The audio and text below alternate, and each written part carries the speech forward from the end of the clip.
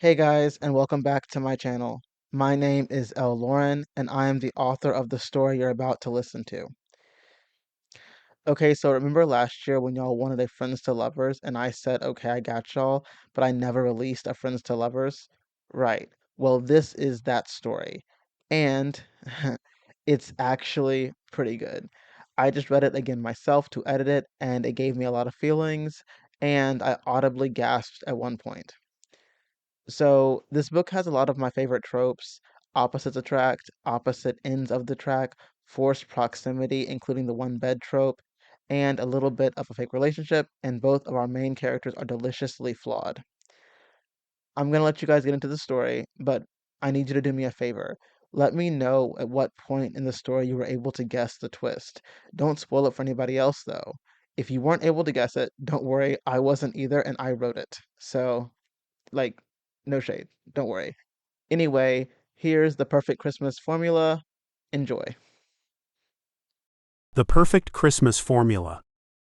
A Friends to Lovers Christmas Romance. Chapter 1. Reggie folded the last of his belongings into an already overstuffed duffel bag and hoisted it over his shoulder, jogging out of the barracks and catching the first bus of the day to the airport. He was a day late to starting his winter holiday, and he still had a 16-hour flight until he was back on his old stomping grounds, back with his family. It had been years since he'd been able to travel home for the holidays. His mother had cried with joy when he broke the news to her, and had been counting down the days for 3 weeks, marking them off one by one on her calendar and sending updated photos every night. He was excited to see his mother too, but he was more excited about having a home-cooked, Southern-style meal. His mother had been talking about her Christmas dinner plans too, and his mouth watered for chicken dressing and stuffed turkey. She had even planned his favorite dessert, pound cake. The bus pulled into the airport, and as he jumped out, his cell phone buzzed in his pocket. Then it buzzed again. The first message was from his mother, and it included simple instructions for him to call her as soon as he checked in and was waiting at his gate. The second message was from an old friend, and it instantly put a smile on Reggie's face. The message was brief, short and sweet, and it read, "I get 2/30ths. Laughing, Reggie called his mother. She answered on the second ring with a squealing greeting. "My baby," his mother cried. "I'm getting all the ingredients for your favorite foods right now. Are you sure you don't want anything else? I can make you up something fancy. I know with all the places you've been, you've certainly had something better than the old mess I make." "No, ma'am," Reggie chuckled, grinning from ear to ear as his mother's voice filtered through the cell phone speaker. "You're my favorite chef. Besides, I'm full up on eating things I never heard of before." "Aha," his mother replied, and he chuckled again. "All right. I'm about to board this flight, and I'll be home in less than 24 hours. Okay. I love you, and be safe." "I love you too." He ended the call and tucked his cell phone into his pocket. With no checked bag, he made quick work of the ticket counter and then strolled through security and towards his respective gate. He grabbed a sandwich and a drink on the way, smiling and responding to every single person who thanked him for his service. He hadn't joined for that kind of recognition. He joined for the opportunity to go to school, to be trained in a good career, and to get out of the small town he called home. He loved his hometown, but the opportunities were slim, especially for someone like him.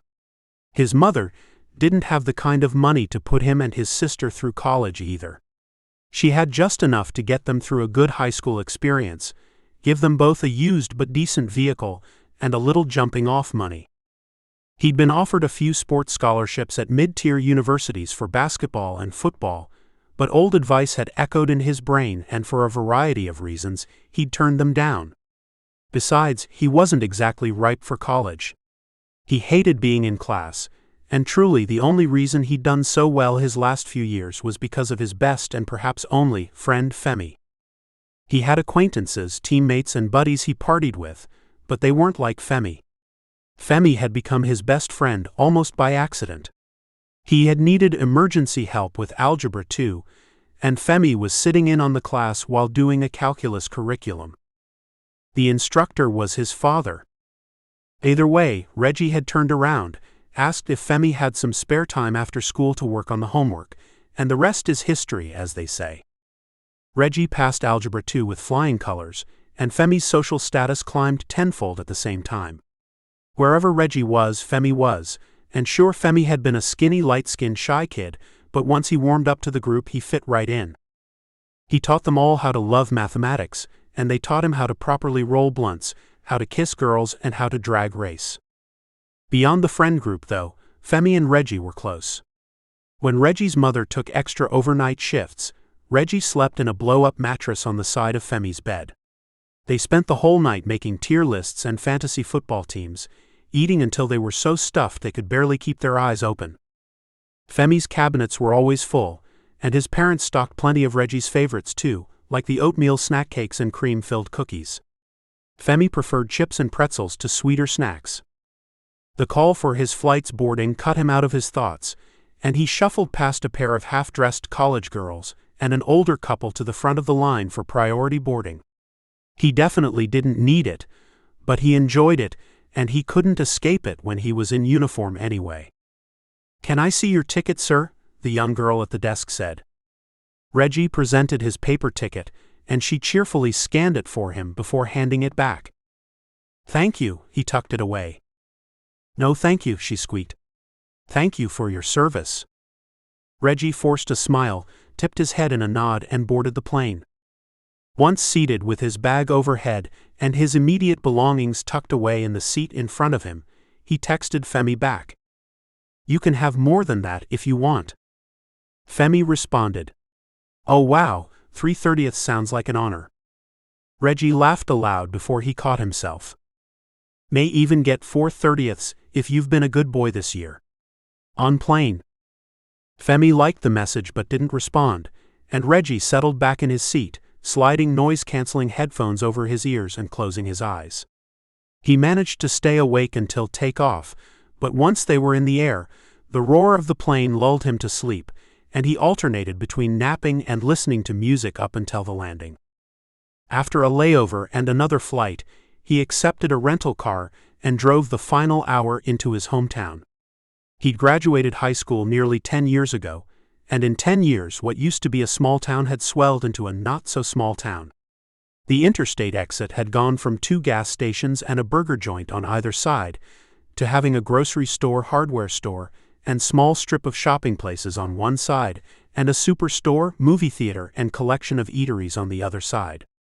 Even the little main street that traveled all the way through town had changed. Its slim 2 lanes had turned into a generous 4, and small businesses had sprouted up on both sides. It had become something, but it still had the same energy. Life was slow and polite, and he liked it. He stopped by the old florist at the corner of Main and Pleasant, and ducked inside. The spicy smell of cinnamon and pine tickled his nose, and his dusty boots crunched fallen leaves and branches as he strolled the aisles, looking for something to put a smile on his mother's face. She adored Christmas and everything associated with it, from the gift-giving to the picturesque look of fallen snow around a brightly decorated tree. Because of his sister's allergies, they'd always had fake trees, but his mother had also always yearned for a real one, for the smell of pine to permeate her house all month long. After surveying all his options, he selected a winter bouquet of orchids and calla lilies and strolled up to the counter. "Reginald? Is that you?" An older man behind the counter lifted his Coke bottle glasses and squinted even more. "Yes sir, it's me." "Well now, I bet Ms. Bobby Fay is real excited to have you home. You know she's real proud of everything you've done. Every time she comes in here, she can't stop talking about how proud she is of you." Reggie's face warmed and he forced a smile. "Well, last I talked to her, she was quite excited and ready to fatten me up with some good home cooking." The older gentleman chuckled. "I remember when you moved here. I gave you your first job, you know, and you were a real hard worker too. Best employee I ever had. Now you're flattering me." No, I'm serious. You had these floors spotless every afternoon, and you sorted through all the buds so I could dry them and make potpourri. Do you remember?" One year we made a lovely batch. What was it? Peppermint and orange, I think. Oh yes. He waved a hand at Reggie, as his memory came back to him. Peppermint and orange. Those jars were sold just as soon as they hit the shelves. Well, I'm here for 30 days, so I bet we could make a new batch for old time's sake if you wanted. It would be cutting it close for drying time, but I bet we could still make it happen.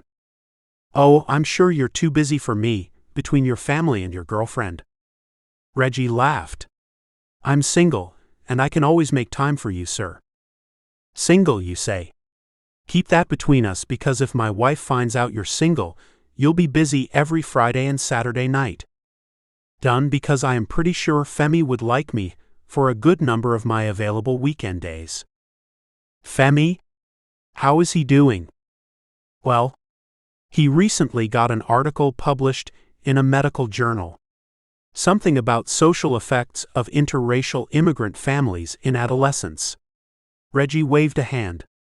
Anyway, sir, I need to get going. I haven't seen my mother yet, and these are for her. He motioned to the flowers. How much do I owe you? For these? If you promise to come back and see me again before you go, I'll take that as a fair exchange. Don't be silly, let me pay you, Reggie insisted, but the man pushed the flowers to him. Don't be stubborn now. Take the flowers and tell your mother I said hi. Reggie stared at him a few moments before signing in resignation and taking the bouquet. Yes, sir. When he pulled into the driveway at his mother's half of a duplex, he parked behind her modest sedan and let himself in. Mom, he called, dropping his keys on the side table and toeing off his shoes. Mom? No answer. He strolled through the house, checking each room and calling her name several more times. His breath hitched and his heart started to race. She should be here. She knew he was coming today. The hairs on the back of his neck stood on end, and all the what-ifs crept into his mind. With fumbling hands, he dug his cell phone out of his pocket and called his sister, but it went straight to voicemail. He tried his mother, but hers went straight to voicemail as well. It wasn't unusual for his sister to ignore his calls, but his mother never did. Ever. His heart thundered in his chest, and he rubbed his sternum as the walls crept closer and closer to him, until he stumbled outside, bracing himself against his mother's car. Reginald? The neighbor poked her head out of the window. Why, yes, Miss Carroway, he choked. You haven't heard? Heard what? Ms. Bobby Fay was in an accident. She's at the hospital. Chapter 2. Femi. Femi was at work when he got the message, and his heart jumped into his throat. He wouldn't wish this scenario on his worst enemy, and he wished he could take it away from his best friend. He had been working on an article with a tight deadline, but as soon as he read Reggie's message, the words on the document started swimming in front of him. Reggie's mother was a town treasure. Even after Reggie went into the military, she continued participating in the PTA, baking cookies for the town's football team, and raising money for the annual school fundraisers. She volunteered her time at the nursing home and the homeless shelter, and still wore a smile every Sunday when she attended 3 separate church services. She attended a Southern Baptist church in the early morning, a non-denominational one at noon, and congregated at a Methodist church in the evenings. Femi wasn't sure how she found the time for all of it, and it was morbidly poetic for her to find herself in the hospital the year her son came home for the holidays. Neither of them, 2 of the kindest and nicest people Femi had ever known, deserved it. He wasted no time packing up his belongings and leaving the university, canceling his lectures for the rest of the week to the great pleasure of all his students and racing to the hospital. The university was an hour outside of the little town where they lived, but he managed to make it back to town in 45 minutes. He made one stop at the local grocery store, picking up a celebrity magazine, a dime-piece novel, and a pack of chocolate, and then continued on to the hospital, texting Reggie once he had parked his vehicle. The ICU was on the 4th floor, and Reggie's mother was in room 48. Femi strolled down the hall with his gifts tucked under his arm. The door to room 48 hung slightly ajar, and after a soft knock, Femi pushed the door open even more. The rolling baritone sounds of Reggie's voice overshadowed the soft hum of a midday soap opera. He recognized the not as pleasant voice of Reggie's sister, and a voice unfamiliar to him, but carried an authoritative energy. A shallow hall separated the room's entrance from the main body, and as Femi rounded the corner into the room, Miss Bobby Faye's heart monitor blared an alarm and flatlined. A deafening silence came over everyone in the room. Reggie, his sister, and the medical professional stood around the bed. Femi froze at the door, unsure if he should continue forward or stay put, and no matter what his brain told him, his feet had glued themselves to the floor. Time of death? The medical professional started in a neutral tone as he turned towards the clock. As soon as the number came out of the woman's mouth, Reggie's sister collapsed on the ground, bellowing at the top of her lungs. Reggie didn't move. The medical professional turned off all the beeping and ticking devices, including the television, until the room was silent except for Reggie's sister. Femi had only witnessed death once before, with his paternal grandmother as a young boy, but all those memories came flooding back to him as he stood at the edge of the hallway of the hospital room. The smells, the loss of energy. After an eternity, Reggie's sister looked up and locked eyes with Femi. Her features screwed up in an expression he couldn't identify. "Someone's here for you," she spat, cutting her gaze to Reggie afterwards. "What?" Reggie spun around. "Oh." Everything in Reggie crumbled when their gazes met. Femi echoed him, and placed his gifts on an empty side table before rushing over to his friend and enveloping him in a tight hug. Reggie collapsed into him, hugging him around the shoulders and dropping his head between their bodies. He could barely support the former football player, now military man's weight, but he did his best. Reggie started. The rest of the words dissolved into sobs. "It's okay," Femi whispered, hugging Reggie tighter. "It's okay." This wasn't the kind of reunion he wanted, nor the kind of visit he wanted for Reggie. Reggie was supposed to be able to come home, to spend a lovely time with his family, and then to go back to his station. It had been years since he'd seen his mother, and now the first time he laid eyes on her in so long was in a hospital bed after an accident. For everything in the world, he wished he could change things. He wished he could trade places with Reggie or rewind time and prevent the accident. He would even trade his own soul to bring Reggie's mother back, though they didn't weigh the same. Miss Bobby Faye's soul was light from all the good deeds she'd done in her lifetime and all the people she'd touched. Femi's was the opposite. He couldn't even compare. The world didn't deserve to lose such a wonderful and bright person, while murderers and serial killers stayed alive like cockroaches. Life was never meant to be fair, but did it have to be cruel? Anger bubbled inside of him as he hugged Reggie close to him and watched Miss Bobby Faye settle into death. The medical professional had told them to take all the time they needed, but even those kind words had a time frame attached. As the moments ticked by, Reggie's sister left and Reggie's tears slowly dried up. "Sorry, man," he unceremoniously wiped his face with his sleeve. "I'm glad you came. She would have loved your gifts. I'm glad I came too. I wouldn't want you to have to go through this alone. I talked to her just yesterday, and she was so..." His voice hitched and the tears started again. She was so excited to make my favorite foods. I should have come home more." "Shish." Femi embraced Reggie again. "Don't start thinking about what you should have done. You just got home. You need a good meal and some rest. When's the last time you ate?" I don't remember." "Yeah," Femi said. "When you're ready, we're going to leave here and get some real food in you. You can sleep at my place tonight, because I don't think you should be sleeping in your mother's place all by yourself either." "Yeah," Reggie mumbled. "I'm sorry." "Sorry for what?" "For being like this. I know you didn't come here to have me crying all over your shoulder like a baby." "Reggie," Femi started, turning his friend's body to face him. "Your mother just passed away. I'd be very worried about you if you didn't cry all over my shoulder like a baby. I guess, he grunted. Femi hugged him again. Listen. I'm going to go move my car closer, okay? So when you're ready to go, we don't have to walk across a huge parking lot. I'm not rushing you, so take all the time you need, but I'm here when you're ready, okay? Yeah. Femi drew away from Reggie, squeezing his hand as the distance expanded between them. I'll be right back, he repeated before exiting the hospital room.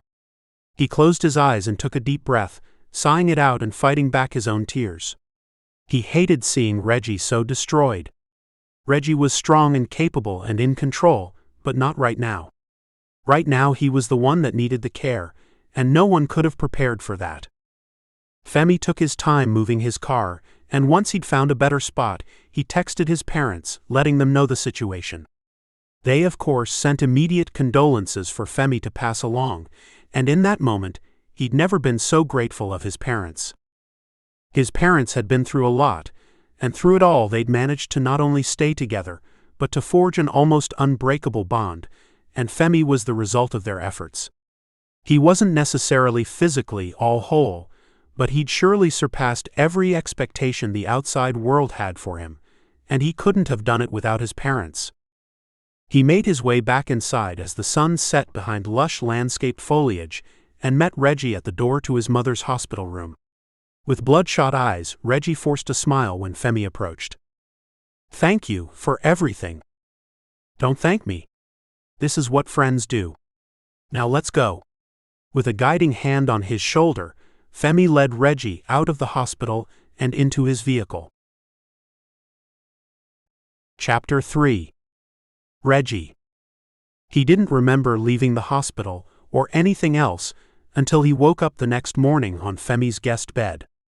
Sadness enveloped him, and it took him a few minutes of waking up to remember why. His mother, his unyielding supporter, his idol, his first best friend, was dead. Just the realization started tears rolling down his cheeks again. He was powerless to stop them, and he wasn't sure if he even wanted to. He glimpsed the clock on the side table. It was nearly midday, but Reggie was still so tired, like he'd been up all night. Reluctantly, he crawled out of bed and carried himself out of the room. Socked feet slid along Femi's hardwood floors, down the shallow hallway and spilling into the living room. He continued until he reached the kitchen and peeked into the attached dining room, where Femi sat at the table with his laptop open in front of him. Good morning, Femi said, twisting in his chair and smiling towards Reggie. How did you sleep? Not sure. Valid. I can make you breakfast if you'd like. Sure. Okay. Reggie looked around the room, wholly unsure of what to do with himself. Besides a swallowing amount of sadness, his mind was empty. There were no thoughts there, even though he felt like he should say something more. He felt like he should say some manner of kind words or thanks or even a light-hearted joke, but he couldn't make any other words pass his lips. You can take a seat at the table here, or you can watch television. I have all the sports networks, and I've got it where you can replay older games if you want. You don't like sports, Reggie mumbled. I don't, but you know my father does, and my parents are here enough to make it a worthy investment. Right? They'll probably come by today, but if it would be overwhelming to you, I can tell them not to. No. It's okay. It's your house. Please. It is my house, but you're my guest and best friend, and I want to make sure it's all right with you given the situation. Reggie shook his head. Please don't rearrange things for me. Live your life as you live it. I will just... Femi frowned. Okay. Well then they'll probably be around this afternoon. We usually go to dinner on Wednesdays. It's Wednesday? Reggie blinked.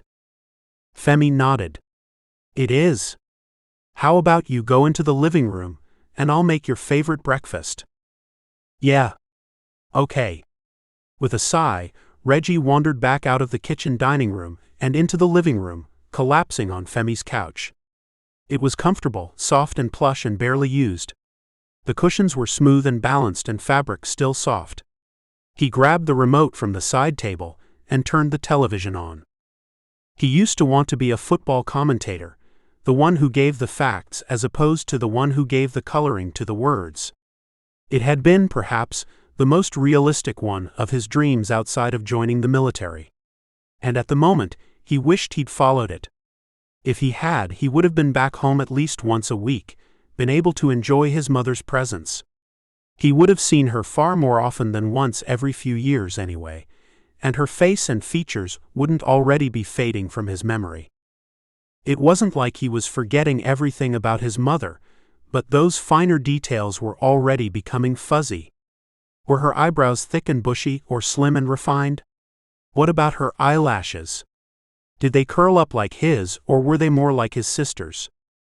24 hours ago, these details hadn't been of any importance, but now they were life and death to him, as he accepted he'd never kiss his mother's forehead or bury his face in her wispy curls. He'd never hear her laugh or see her smile again. "Waffles with fresh fruit and powdered sugar with a side of grits, eggs and bacon," Femi announced as he brought 2 separate plates of food into the living room, setting them on the coffee table. "Why do you remember this?" Reggie asked as he placed the remote back on the side table and sat upright. "You ate it nearly every day for 2 years of high school. How could I forget?" "I don't remember your favorite breakfast," he admitted. "Well, I wouldn't expect you to because I don't like breakfast." "Yeah." Reggie peered down at the expertly plated food and tried to work up an appetite. It was wrong to refuse it, but even looking at it reminded him of his mother. The savory smell of the eggs and sweet smell of the bacon took him back to his mother's kitchen, and those frequent mornings where she looked through bare cupboards and a sparse refrigerator to make breakfast. She always had something, and she always made it sound good, but Reggie knew the truth, especially when she said she wasn't hungry, and pressed her fist into her stomach or lied and said she ate at work as she drank lightly sweetened tea while he and his sister ate slim leftovers. Femi's house was different though.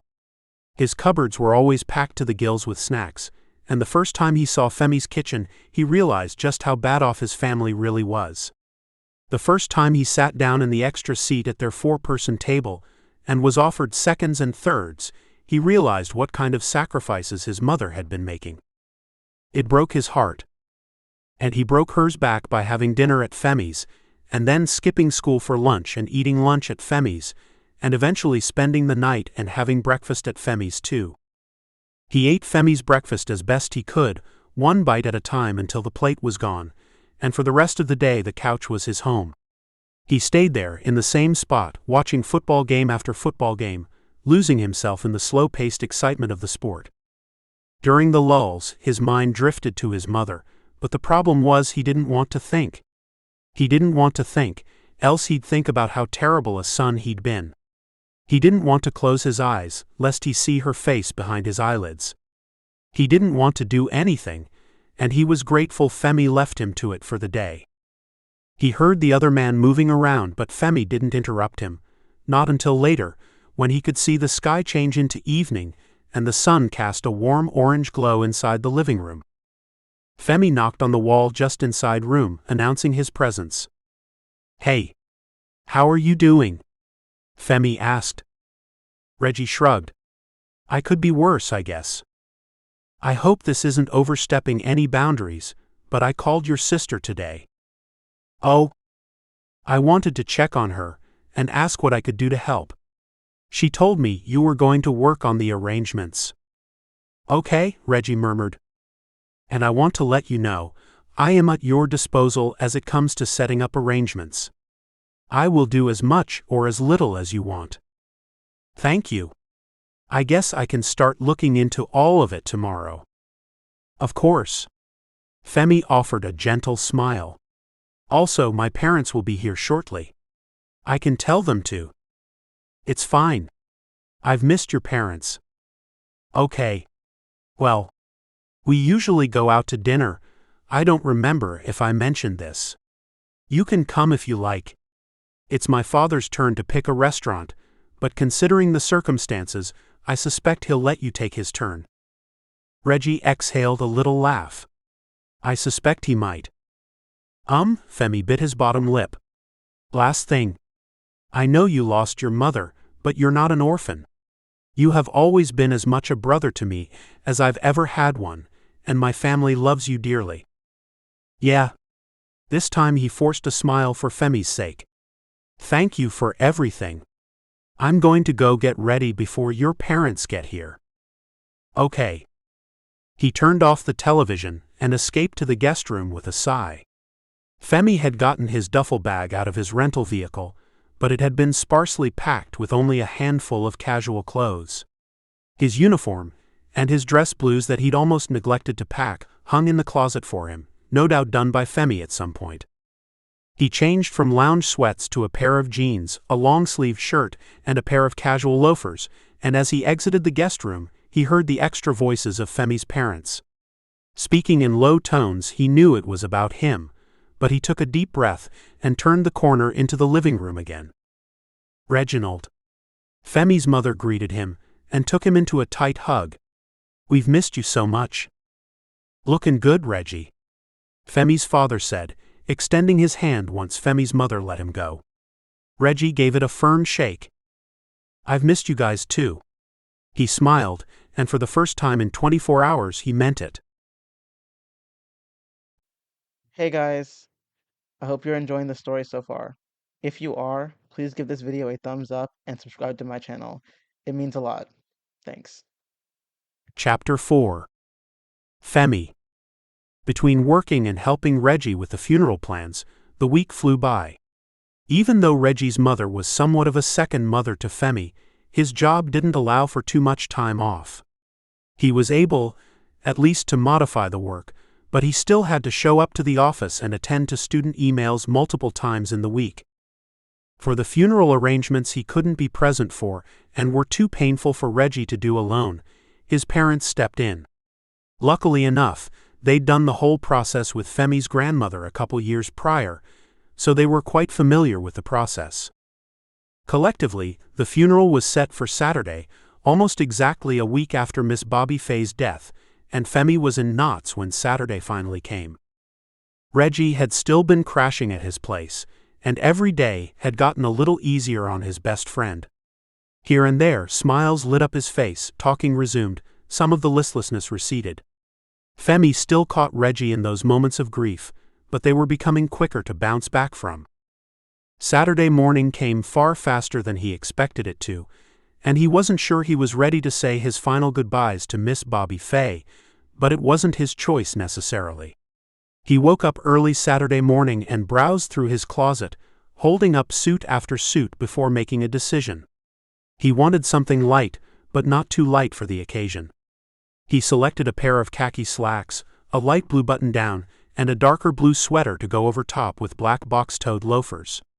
He trimmed his face clean, shaped up his wild curls, and popped the most natural of his prosthetic eyes into the socket. When he exited his bedroom and entered the living room, Reggie was already there, clean-shaven with perfectly trimmed hair and clad in army dress blues. Femi's breath hitched. Reggie was a good-looking man, he'd always been, but there was something different about seeing his best friend clad in an expertly tailored uniform, medals and ribbons decorating his breast, and a gaze in his eyes shining with wisdom as well as youth that sent chills down Femi's spine. You look good," Femi stammered. Reggie adjusted his sleeves. "So do you," he replied, giving Femi a full once-over. "Ah. I know this is going to be one of the hardest days of your life, and I don't want to dismiss your feelings in any way, but I want you to know I am here for you, and I am honored to be." Reggie smiled gently. "Thanks." The funeral car picked Reggie up, and Femi drove with his parents to the old Baptist church on the east side of town. Church deacons carried in the casket with Reggie and his sister trailing behind. They sat on the front row reserved for family. The service started with the church's preacher stepping up to the lectern and clearing his throat. Miss Bobby Faye was born on April 28, 1955 and died January 3, 2025. She graduated from Springdale High School and went on to receive her associate's degree in accounting at Springdale Community College. She retired from being a bookkeeper at Springdale Medical Center and then devoted herself to serving the community. She leaves behind her older sister, Linda Ann, and her 2 children, Reginald and Eleanor. The man paused, looking over the crowd. I think every one of us has been touched by Miss Bobby Fay. I know I have. When I first came to this church 20 years ago now, she welcomed me with a pot of macaroni and cheese and a smile. She told me it was a secret recipe. Now, I never quite got that recipe, but I am honored to be here with you all to celebrate the life of one amazing woman. Thank you. The preacher stepped away from the lectern as soft music began to play. The music grew louder until it was at full volume of a seasoned soprano belting out a beautiful rendition of Order My Steps. The song drew tears to every attendee's eyes. When the song ended, the preacher blotted his face with a handkerchief as he approached the lectern again. At this time we will have the first readings. With a nod, he traded places with an older woman who looked remarkably similar to Miss Bobby Fay, and the first sound out of her mouth was a little laugh. The first time I met Fay was in the hospital the day she was born. We had a few years difference in age, but from that point on she was my best friend. I showed her how to tie her shoes and fix her hair, and she showed me how to be kind, patient, and generous. She had a life to her that no one could take away, a fire that no one could put out. The woman paused, taking a moment to wipe tears from her cheeks. There are dozens of stories I could tell about Fay. I could talk about the time she insisted we save a little baby bird that had fallen from the nest, and how we hid it in our room for days, digging up worms and bugs for it to eat. I could talk about hours spent in department stores with her helping me pick the best clothes for my body type, and being encouraging the whole way. I could talk all day about my baby sister, but the preacher man only gave me 5 minutes, so I'll leave you with this. Fay was my first best friend, and she was the best friend and sister a girl could have. I never thought I'd have to walk through this life without her, but I know I will see her again one day. Everyone applauded as she took her seat again. The next person to the lectern was an older gentleman, who had been a former classmate and longtime friend of Miss Bobby Fay's. His eulogy was similarly written, with touching and funny moments woven together. The third person was Reggie, and Femi's eyes widened when his best friend got up, buttoned his jacket and approached the lectern. With bloodshot eyes, Reggie looked over the crowd, and then he cleared his throat. I've been dreading this day all my life from the time I understood it would happen, from the time I really conceptualized what it meant to have family. When you're young, you don't know much.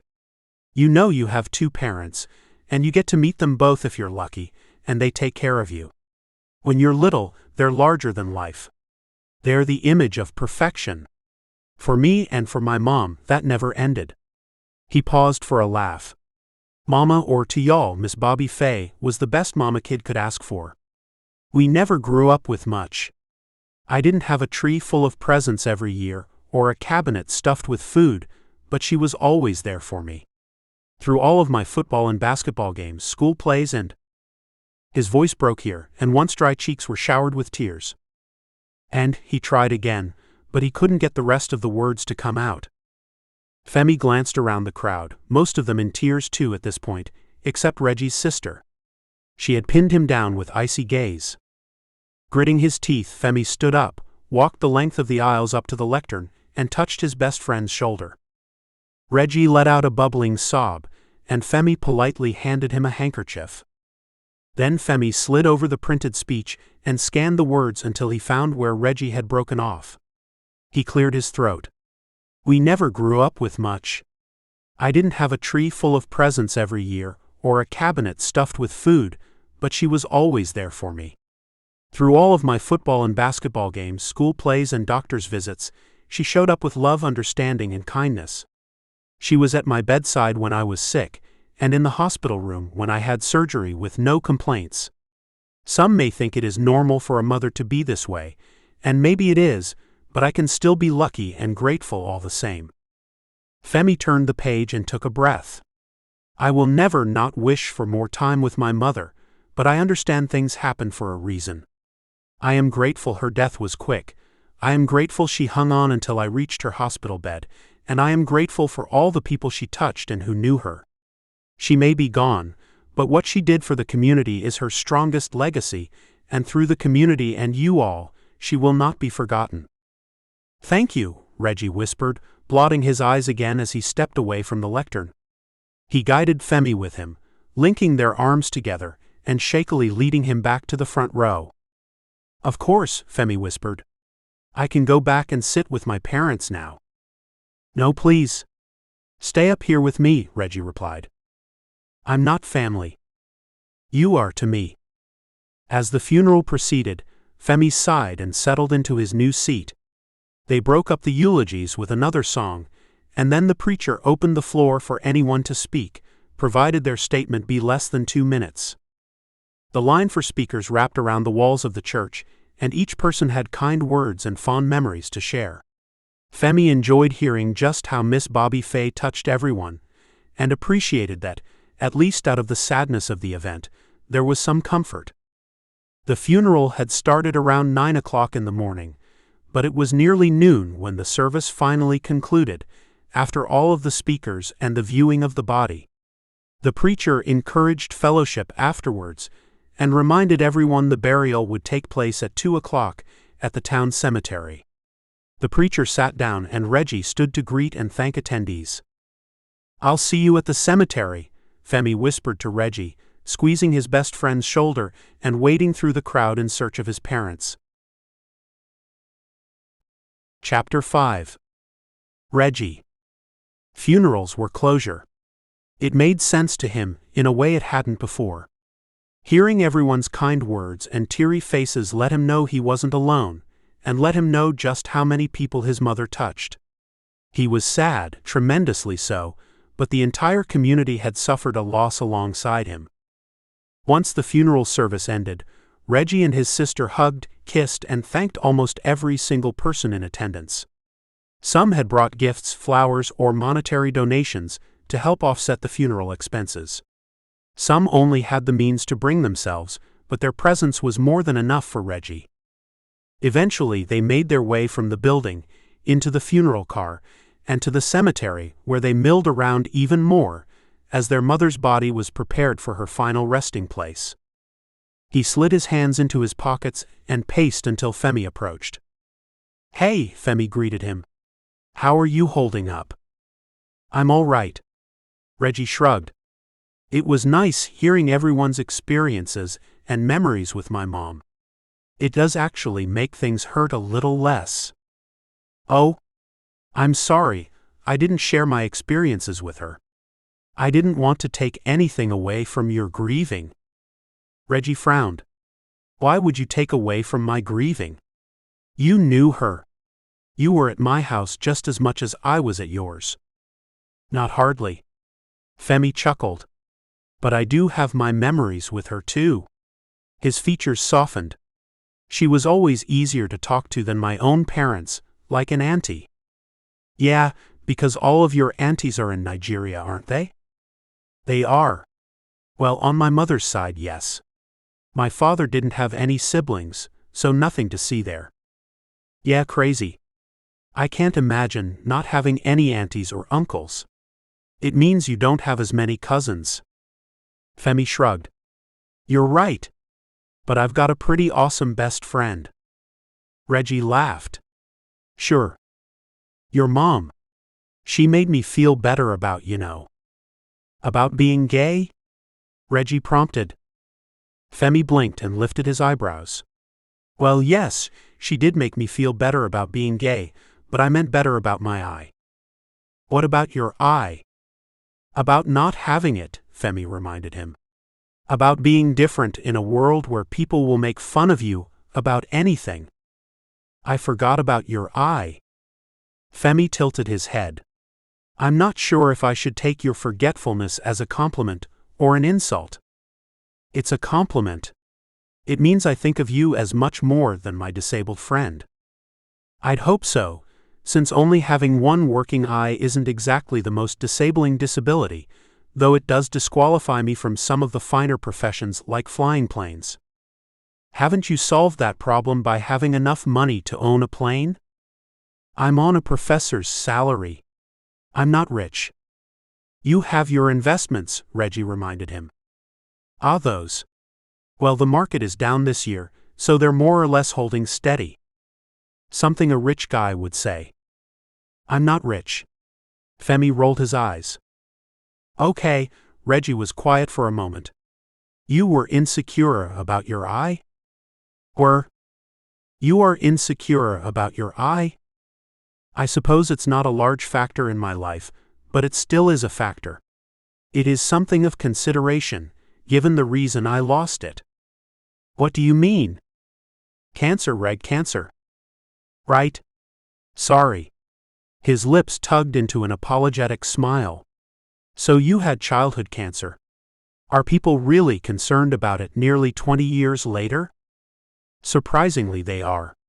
Some people act like it's something that sheds off of me, something they can catch, like a venereal disease.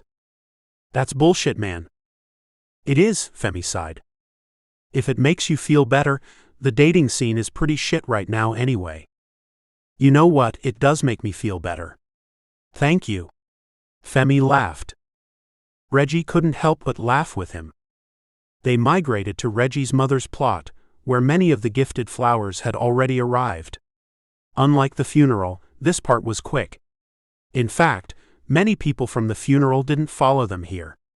The ones in attendance for her burial were mostly family and close relatives. Reggie took a spot beside his sister and placed Femi beside him. His sister sneered, but he ignored her. Mom's dead, can you be nicer to my best friend? Reggie whispered. It's not about him. It's about you, she shot back. What are you talking about? You think because Mom accepted you, everyone else will too. I talked to the family, and we don't want you at the reception dinner. You're not invited. What? Reggie blinked. Regina, you're not invited, Eleanor repeated. What's going on? Femi leaned forward and glanced between them. Nothing concerning you, Eleanor snapped. It's nothing, Reggie muttered. We're going home after this. Home? Femi frowned. I thought there was a reception. We're going home, Reggie cut in. There is a reception dinner, and neither of you are invited. We don't want queers there. Femi blinked. Reggie isn't. Fem, please. We're going home after this. Please drop it. No, this is ridiculous. What right does she have to tell you that you can't go to a reception dinner you helped plan? I understand not expecting me to be there, but you are the son of the deceased. Reggie took in a breath. It's okay. Funerals are for the living, not the dead. My mother isn't going to know or care one way or another about this dinner. It's the principle of the matter. Sure, Fem. It's fucked up. I get it, but I just want to let it go. Femi narrowed his eyes, glaring at Eleanor before sighing and turning his attention back to Reggie. Fine. I'll drop it. But you and I are going out for our own reception dinner then. And I am paying. Good for you too, Eleanor sneered as she turned back to their mother's casket and screwed her face up with sadness. Reggie was devastated, so much so that a new wave of tears washed his cheeks, but this time they weren't for his mother. He'd accepted the loss of his mother, if only because he had no other choice, but he didn't expect to lose the rest of his family at the same time. Had they only accepted him as he was because of his mother? How long had they harbored resentment or distaste for him? Had she been shielding him from this reality his whole life? During the funeral, he had been welcomed and included, but now he felt isolated. His skin crawled, and he begged for the end of the burial. When he finally tossed a handful of dirt on his mother's grave, he had accepted his new status. He was Reggie, an esteemed military officer and an orphan. He trudged back to the parking lot where Femi caught up with him, breaking away from his parents and falling in stride with Reggie instead. Hi, he breathed. A plume of white air exhaling from him with his words. So listen, I know this may be a little much for you, but I think you should come with us on our Christmas vacation. What? Well, we have a waterfront cabin in Lake Placid. My parents are leaving next week, but I won't leave until my students are done with their finals, which will be the week after. Oh, Reggie shrugged. You don't have to. I don't think you should be alone, and Lake Placid is quite a fun place to be for the winter. There are lots of winter sports, and if you just want to eat and drink, there are plenty of amazing bars and restaurants. Reggie reached the funeral car with a sigh. A large part of him did want to spend Christmas alone. He wanted to grieve his loss in peace and free from judgment, but the smarter, better, and safer option was to go with Femi. Look, Femi bit his bottom lip and squeezed Reggie's shoulder. Just don't say no yet. We'll meet back at my place, perhaps change clothes, and then go get something to eat. Sure. I'll see you back at the house, Reggie promised. Chapter 6. Femi. They met Femi's parents at the restaurant and sat down across from them to eat. Reggie had picked the type of food, but he surrendered the location to the ones who were paying. Femi's parents, wanting both the boys to have a very solid meal, picked an upscale restaurant slightly outside of town. They considered it mid-range in price, but with the way Reggie's eyes grew wide like dinner plates, Femi guessed he didn't see it quite the same way. Once they were seated and had their appetizers ordered, Femi's father looked at Reggie. The service was lovely, the older man said. Thank you, Reggie replied. Thank you for helping with the arrangements. Of course. We were happy to help, Femi's mother chimed in. So have you thought much about your plans for the holidays? I know your intentions were to spend a great deal of time with your mother, but… Femi shook his head slowly, staring at his mother. What? She blinked. I'm sure you know already, we have a winter cabin we go to every year. We're leaving on Monday for it, Femi's father took up the baton. In Lake Placid, right? Reggie cut in. Femi told me it was a nice place by the water. Yes, it's by the water. We purchased it as an investment. During the other 3 seasons, we rent it out for vacationers, but we reserve the month of December for ourselves. It's quite a nice place, and we would be honored if you would join us for the holidays, Femi's father said. I understand if you don't want to, or if you would rather spend the time alone, but I remember when my mother died a few years back, I couldn't tell up from down for several months. I'll join y'all. Reggie shrugged. I do truly appreciate everything you guys are doing for me and thinking about me. What? Really? Femi blinked. You're going to love it. There are so many things to do and try, and the spot is absolutely beautiful, even if you want to just stay by the house and relax or be cozy or read, which is what my mom and I usually do. Femi couldn't help the smile spreading across his face. I'm sorry. You're really going to love it there. Yeah. Reggie's lips tugged into a smile. Tell me about all the things there are to get up to, again? Femi and his family took the invitation and ran with it, and for the rest of the dinner, they told Reggie all about Lake Placid and their winter vacation cabin. His father talked specs happily, feeling no shame or embarrassment talking numbers in front of the other man. Then they talked about renovations a while, before the conversation shifted to tourist attractions and amenities. He couldn't tell if it put Reggie in a better spirit or not that he expected it to, but at least by the time they were driving home, Reggie had a more pleasant expression than when they left. I'm sorry my parents bombarded you with. It's okay. Your parents are good people. Thank you for inviting me, and thank you for being my best friend. Femi's cheeks warmed, and he was thankful for the darkness. You're welcome. After a long and early day, once they were back at Femi's place, they escaped to their respective rooms. As soon as Femi had changed clothes and gotten into bed, he was asleep. True to their word, Femi's parents left for Lake Placid the coming Monday, but not before stopping by early in the morning to check on both of the boys, administer hugs, and remind Femi to get his car serviced before taking it on such a long drive.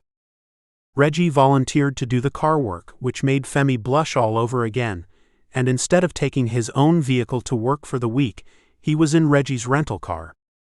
The students had their finals scheduled throughout the week, and for most of the days, Femi had scheduled a full day of office hours, just in case any of the students had questions. On Wednesday, bored as he was, he called it a half-day, packed up his things and knocked on the office door of his colleague Miriam. She'd been working at the university about as long as he had. Same departments, but wildly different research topics and interests. "Come in," she instructed, a thick accent coloring her English words. Femi inched the door open. "Hey there. I'm about to head out, but I was wondering if you'd want to grab lunch. I thought you had office hours all day today." "I do," but he shrugged. "I'll send out a note and they'll be fine." She smiled and shook her head. "I see, and sure I'll eat with you." She grabbed her purse and joined him, and they walked across campus to a little Vietnamese restaurant and sat down at a two-person table by the window. They'd been there so often they didn't need menus, and after a few minutes of being there, the server dropped their usual drinks and greeted them by name. "So you said your best friend was coming into town. Did he make it in?" "He's here, yes." Femi sighed. "Not as happy a welcome as we'd all have wanted. His mother died the day he got in, and the last few weeks have been dealing with it. He's doing all right though." "Oh wow. That's horrible for him.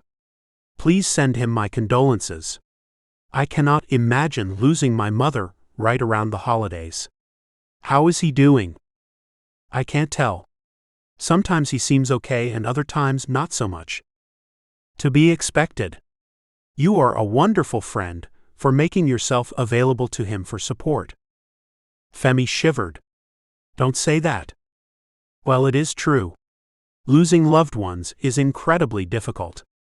People need space to grieve how they want to grieve, and so many people want to force them into grieving a certain way." "Very true. So far he's mostly been just around the house. We're both going to Lake Placid to be with my parents for the holiday, so this week he's getting all the service done on my car." "Oh, he's taking it in?" "No, he's doing it himself." "Ah. No wonder you're cutting office hours short today," she chuckled. "I bet a military man looks real nice underneath the car." "I bet he does too, but I wouldn't know as I've been here dealing with these underprepared post-teenagers." "Too bad. I hope you get a little bit of a view at some point." Femi shook his head. "Miriam, it's not, we're just friends. We've been friends since grade school." "Okay, and? You guys can be just friends, and he can have a nice ass worthy of getting a good look at. It's like you do not understand dialectics." "Miriam," Femi groaned. "It is a nice ass though. Anyway, moving on, what are your plans for the holidays?" "Well, we don't really have any sort of religious celebration in December, not like you guys anyway, but my parents have always enjoyed the more secular celebration of Christmas, so I believe we will be feasting and opening gifts on Christmas Day. Otherwise, not too much. I will be enjoying my time off." "Are you going to work on anything during the break?" "Absolutely not," she laughed. "Those papers can wait until I get back in January, and so should yours. Leave your laptop and your research books at home when you go to Lake Placid. I want you to have fun with your family and your best friend." I will. Femi smiled. "In the new year, we need to schedule more lunch dates. You can pencil me in for every Wednesday if you like. Next semester I am taking a break from teaching to focus on research anyway." "Oh, really?" She nodded. "I haven't told anyone yet, as I'm truly still processing it, but I got a book deal. Now it's surely nothing special, but—" "Nothing special?" Femi blinked. "What do you mean, nothing special? A book deal is amazing." "Yes, it's on culturalism differences between Indians in the mother country and Indians who have traversed to America. And it will be as much research as it is personal experience." "Hey, it sounds interesting enough to me. So many people don't realize just how differently cultures get merged and changed. I think even in regards to colorism, it can be presented and enacted in different ways, inside the same ethnicity, based on the location of the individuals." "Exactly. I am excited to explore it more. You will have to keep me updated fully. I'm serious."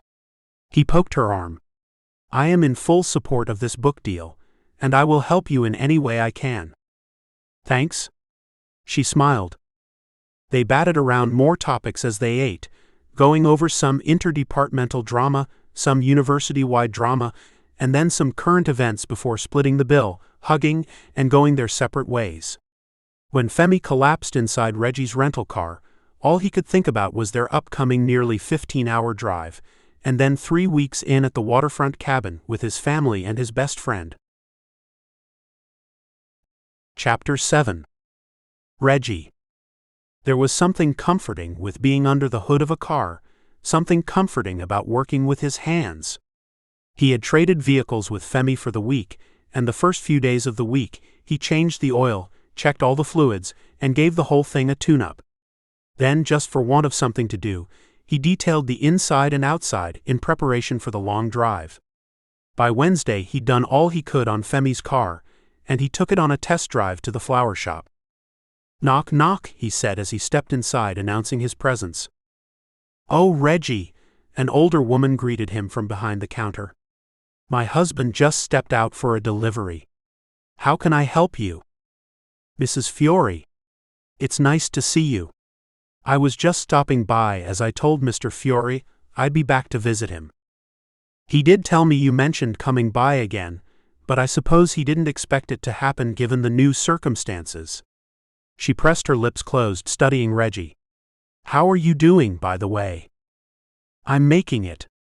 I've been staying with Femi the last few days, and it's made it considerably easier. Femi is a good friend. You are lucky to have him." "I really am." Reggie smiled.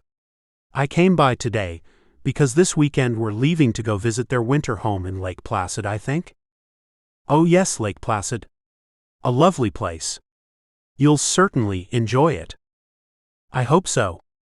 Even if you're not too keen on winter sports, I imagine you and Femi can make any vacation enjoyable." "Yeah. Now, I don't want to be a nosy old woman, but have you thought about how your friendship will change when you guys get partners?" Reggie chuckled. "Mrs. Fiore, you are being a nosy old woman. My future partner will have to accept that my best friend was here first, and same for his." "Aha.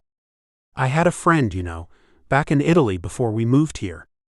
She had a best friend. They were thick as thieves, as you say. You couldn't see one without the other. They never did find partners, but they eventually moved in together, they bought a house together, and I believe they even adopted a child," she mused. "Vita mia, why are you boring this young man with stories of old friends?" Mr. Fiore came in from the back, dusting dirt and leaves off his clothes. "We were waiting for you to return." "I don't mind, really. And I've been thinking of potpourri ideas we could try out. I know your favorite is the spiced vanilla, and my favorite is the apple cinnamon. What if we did those two, of course, and then a lavender and rosemary blend? It would be a bit milder, but very pleasant for those who don't like as much spice." Mr. Fiore drummed his fingers on his chin as he considered it. "All right. I like it. I also read you can simmer potpourri in water, which I think may be a good option this year since we don't have as much time to dry everything out." "Ah," Mr. Fiore snapped his fingers. "Well, when you mentioned coming by, I might have already started drying some things for us.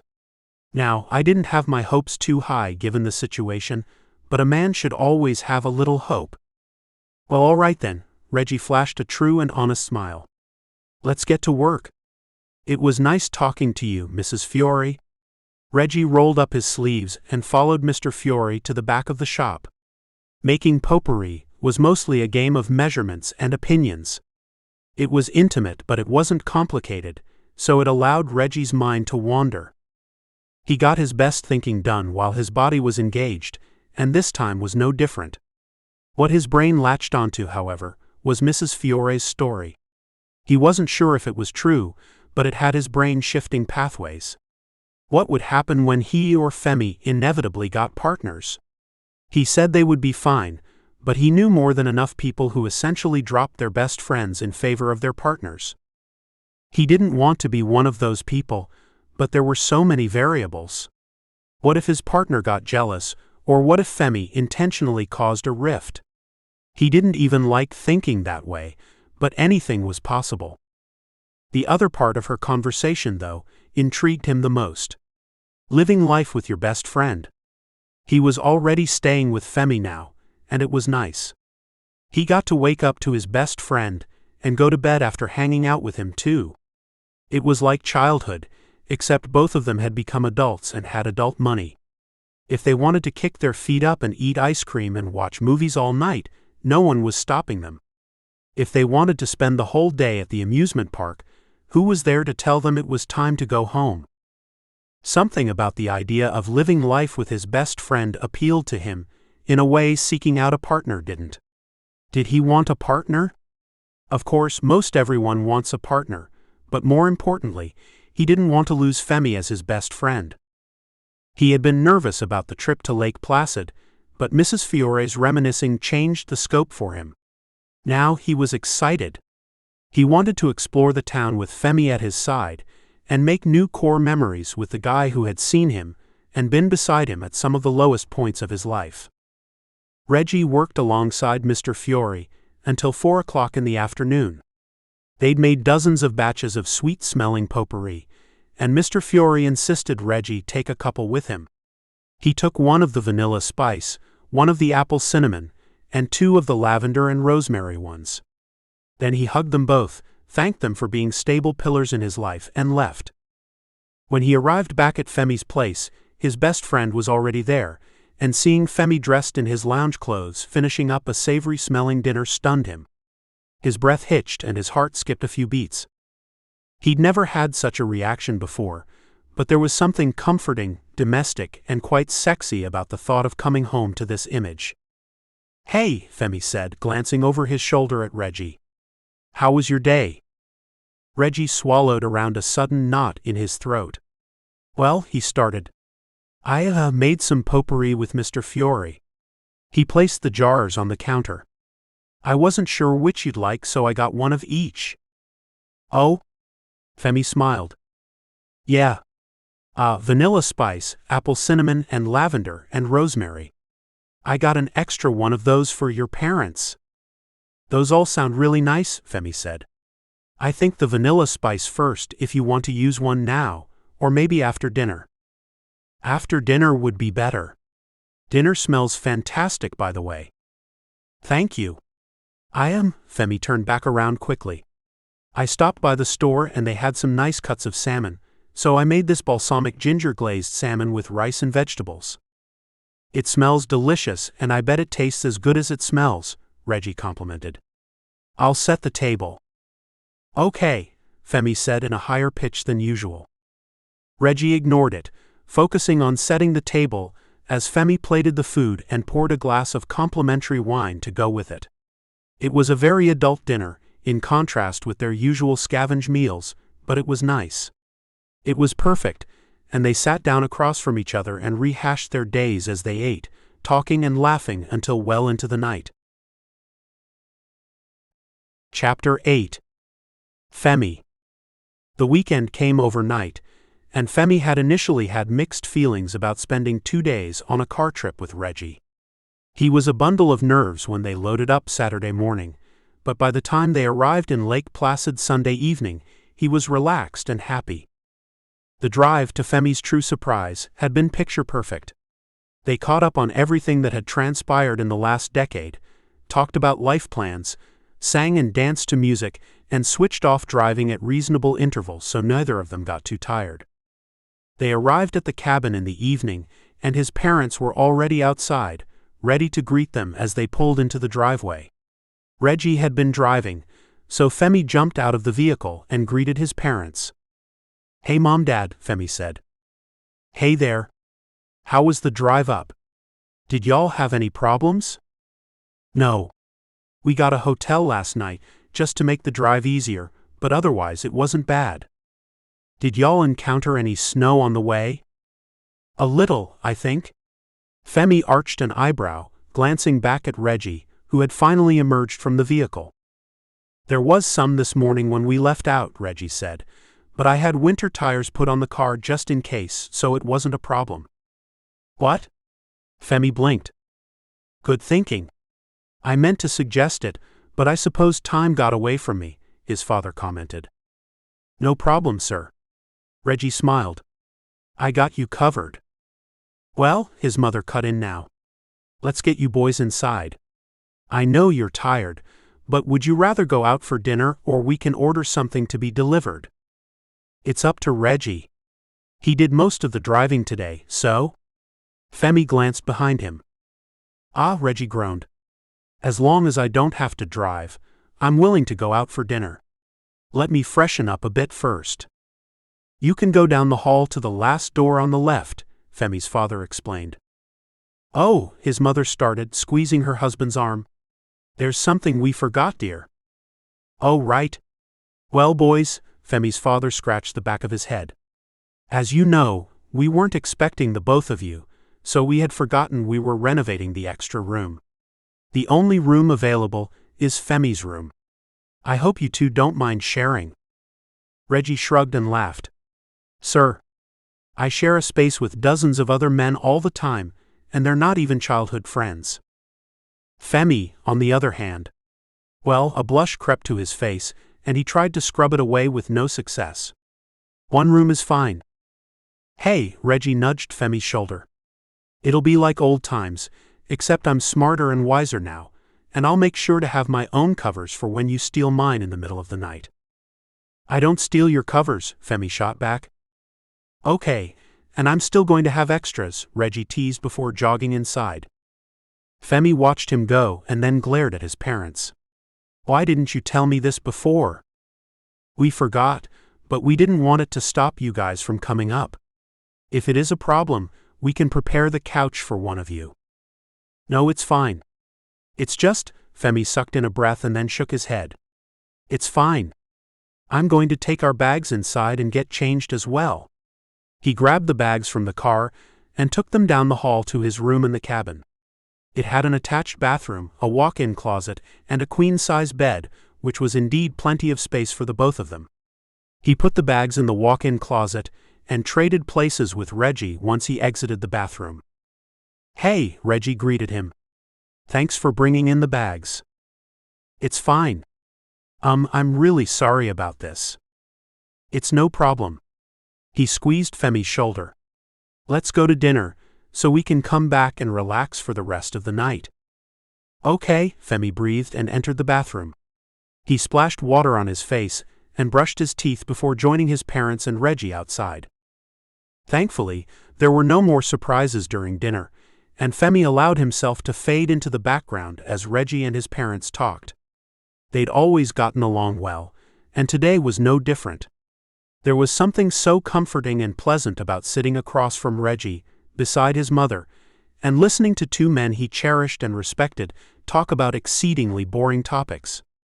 Femi and his mother exchanged a few words, but she was equally just as happy and content to exist around her husband rather than claim all of his attention. When they returned to the cabin, they parted ways. Femi's parents hugged them, and then retreated to the other side of the cabin, leaving them to get settled. So, Femi started. So, Reggie repeated, lips tugging into a smile. I was just going to get comfortable. Me too. I usually change into my bedclothes and read a little bit, Femi added, nerves fluttering around in his stomach. Will watching television disturb you?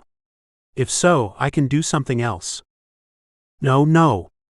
I can watch something with you. Reggie watched him a moment. If you're sure. I am. I'll watch something with you. It's fine.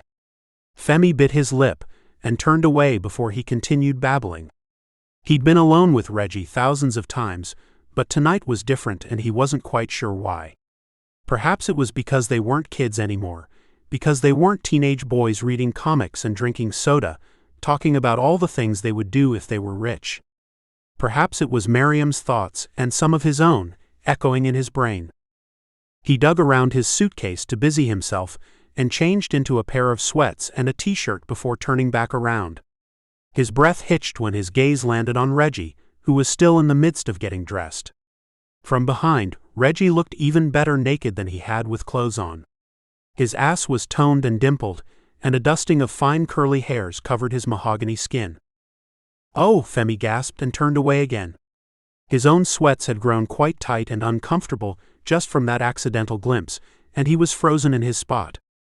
If he moved, Reggie would surely notice, and if he stayed there, Reggie would probably notice anyway. It was going to be a long night. Femi managed to hobble himself over to the bed and shimmied his way under the sheets. Reggie joined him soon after, also wearing sweats and a t-shirt.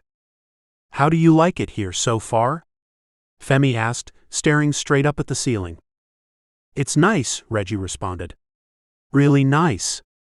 I can't wait to get into some of the winter sports and check out more restaurants with you." "I can't wait either," Femi agreed. After the exchange, Reggie turned on the television, and they settled into some droning show. He didn't know how long Reggie watched the television, but as soon as he settled in, he fell asleep. He didn't wake up again until past midnight when he felt Reggie snuggled into him, spooning, and with one strong arm across his waist. Reggie's head nestled between his neck and his shoulder, and Reggie's warm breath tickled his cheek. At first, everything in him was set to panic, but somehow, instinctively, Reggie pulled him even closer with a sigh, and he melted in his arms. He should have woken Reggie up and pushed him away, but they fit together like puzzle pieces by the same manufacturer, but in two different boxes. Unexpected but perfect. Femi's brain was quiet for once, and even though he knew Reggie wouldn't remember in the morning, he was happy and content at the moment. Chapter 9. Reggie. He took in a deep breath before he cracked his eyes open the next morning. He was alone in the bed, and Femi had already jumped in the shower. The water turned off as Reggie rubbed the sleep from his eyes. About 10 minutes later, Femi emerged with a towel around his waist. "Mornin'," Reggie called, gaze landing on Femi. "Oh," Femi blinked. "I thought you were still asleep." "I just woke up." "Ah. Well," Femi bit his lip. "How did you sleep?" "Well. You?"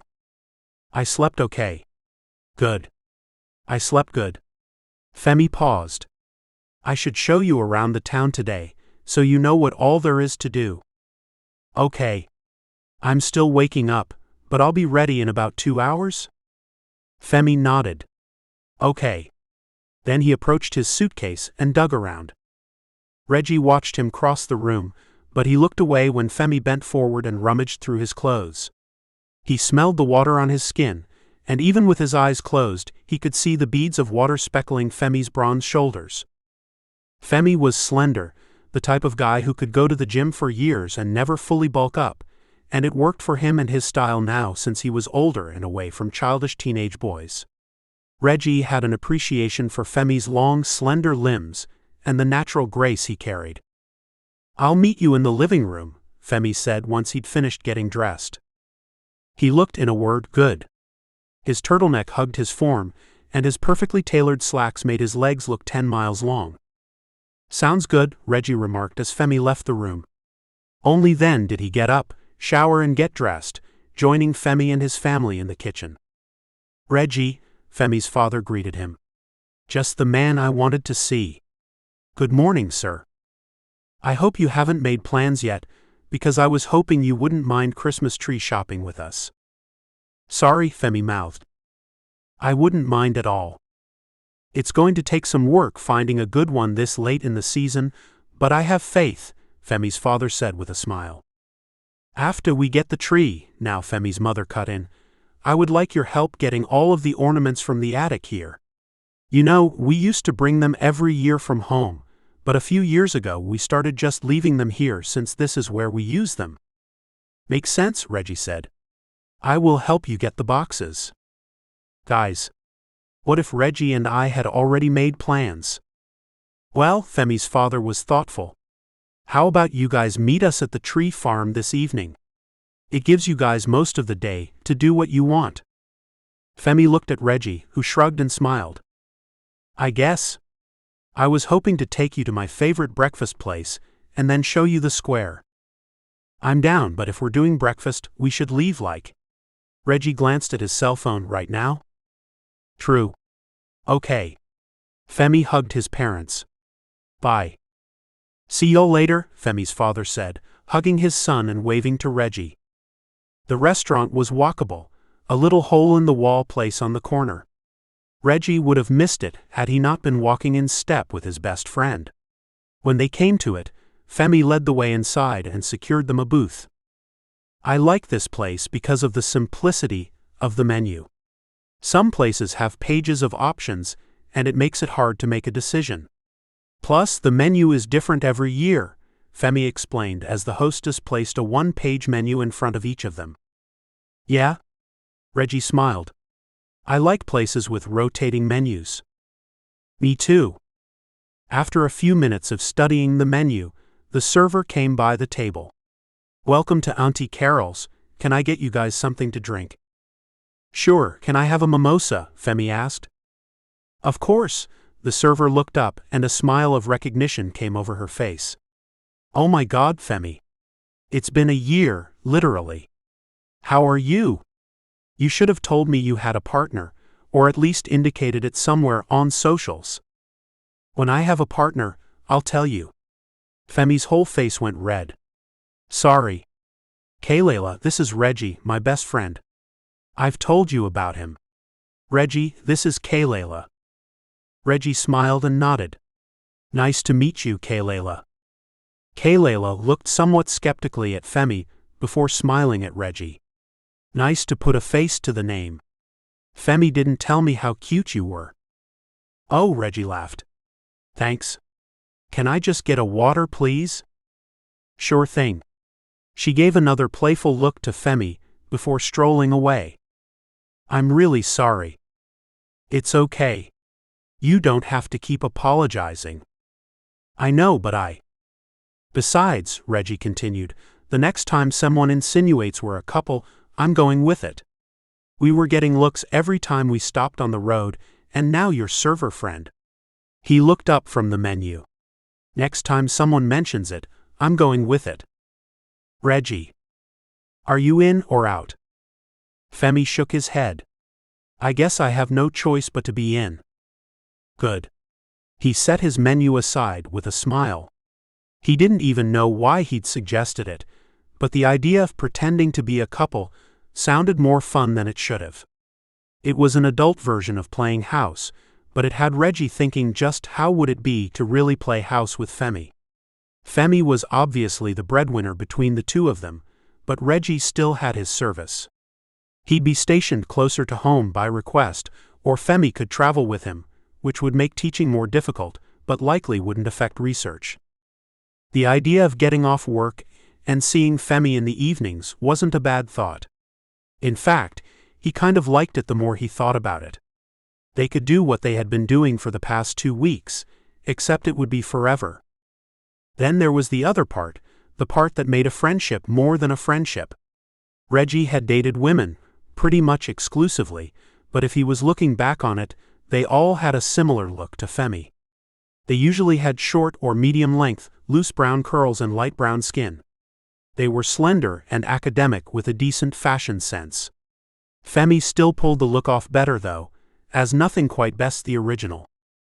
Reggie wet his lips as he peered across the table at his best friend, struck by how the sunshine beamed into the window and glistened off of his hazel eyes and thick eyelashes. What is it? Femi asked. Nothing.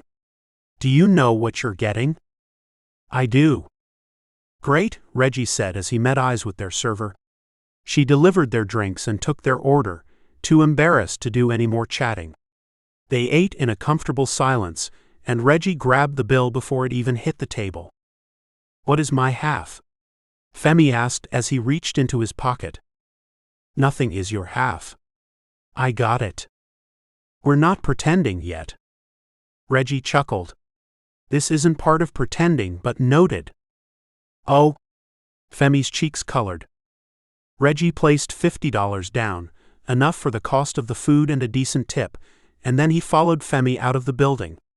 What's next? Well, a couple streets over is the main strip, and people like to shop and eat there. We can walk over if you want. Sure.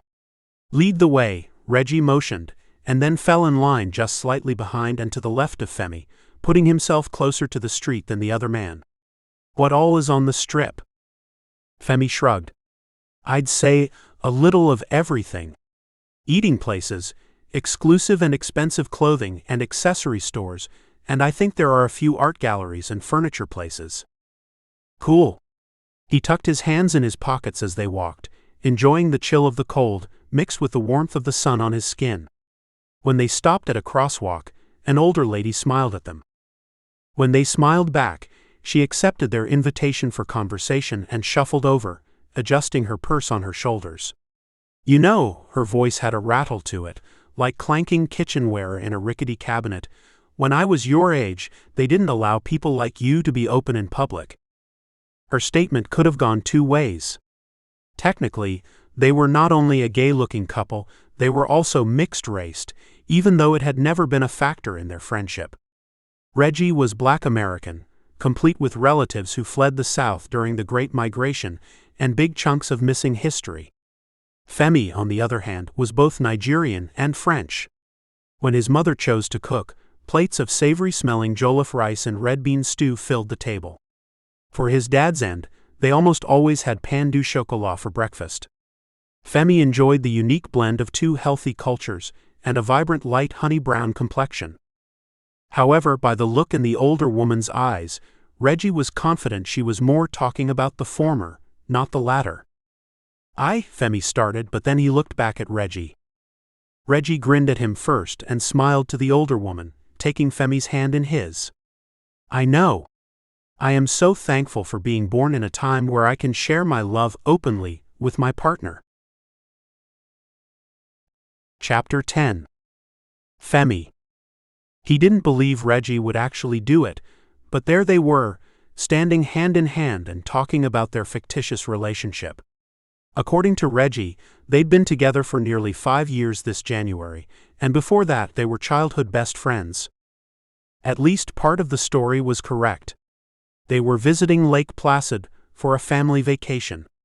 And the older lady gave Reggie a wink and a nod, as Reggie pulled Femi even closer to him.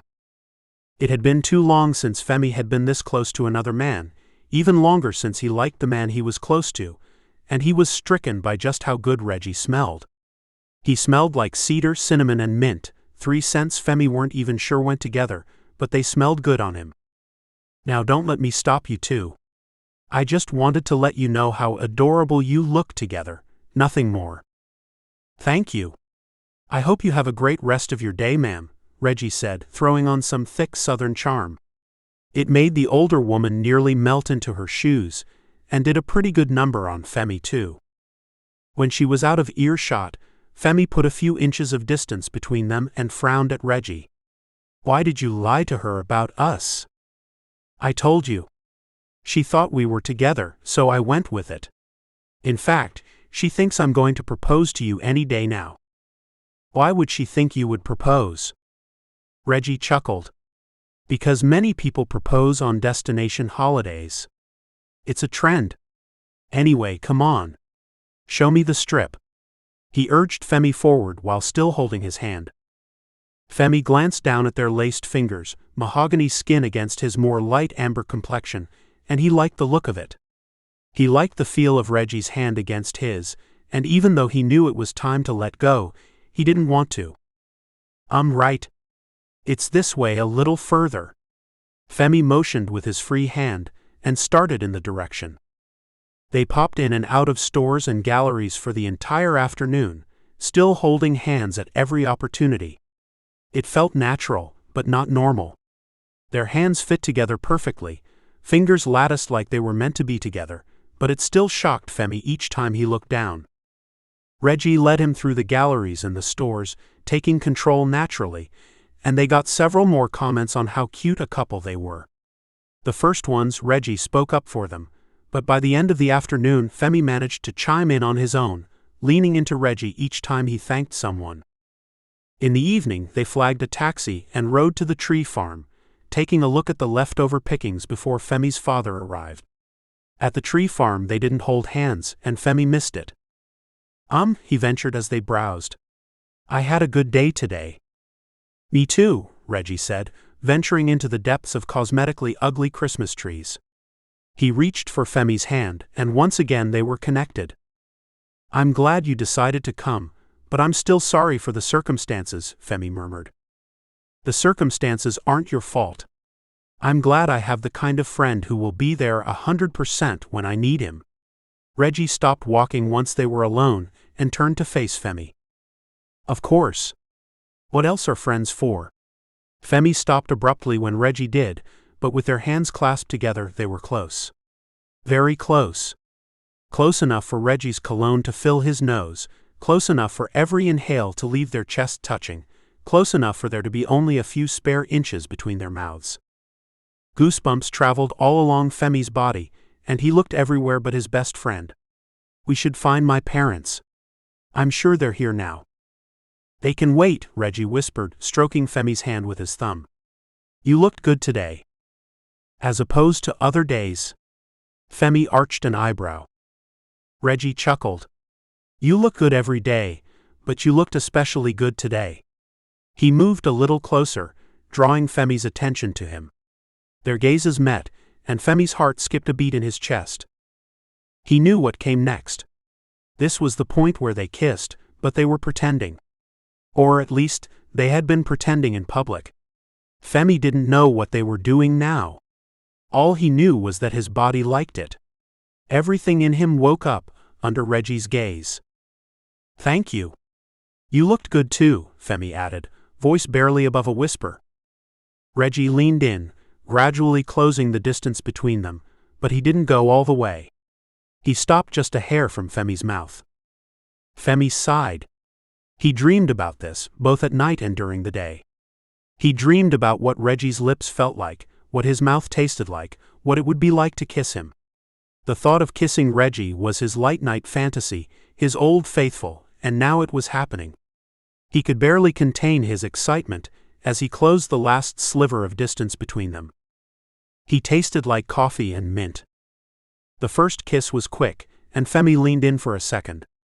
Just as their lips brushed together, Femi's parents emerged from the trees. "There you two are. We got your text, Femi, but we couldn't find you guys anywhere," his father announced their presence. Femi jerked away from Reggie, face burning with excitement and embarrassment, and he clasped his hands behind him. Reggie didn't look much better. His face was flushed red, and in a quick move he tugged at the front of his pants. "Have you guys found a tree you like?" Femi's mother added, steering the conversation in the appropriate direction. "No," Reggie cleared his throat. "No. We wanted to take a look at all the trees available before settling on one." "Smart," Femi's dad said with a nod. "Well, let's get to it before all the mediocre ones are also gone." Laughing, he led his wife past them and continued down the pre-made path. "Oh my God," Femi breathed. "Don't worry about it," Reggie said, starting after Femi's parents after touching Femi's shoulder. "It's easy for you to say. Your parents didn't almost catch you with your best friend." Femi reluctantly followed after Reggie, keeping in time with the other man's steps. Reggie shrugged. "No, but even if they saw, they don't seem too surprised by it." "Maybe they're trying to be understanding." "Maybe," Reggie countered. "They love their son and they want him to be happy." "Maybe so, but..." But, Femi stopped walking, letting his parents get some distance away from them. "Weren't we just pretending? Wasn't this a game to you all day?"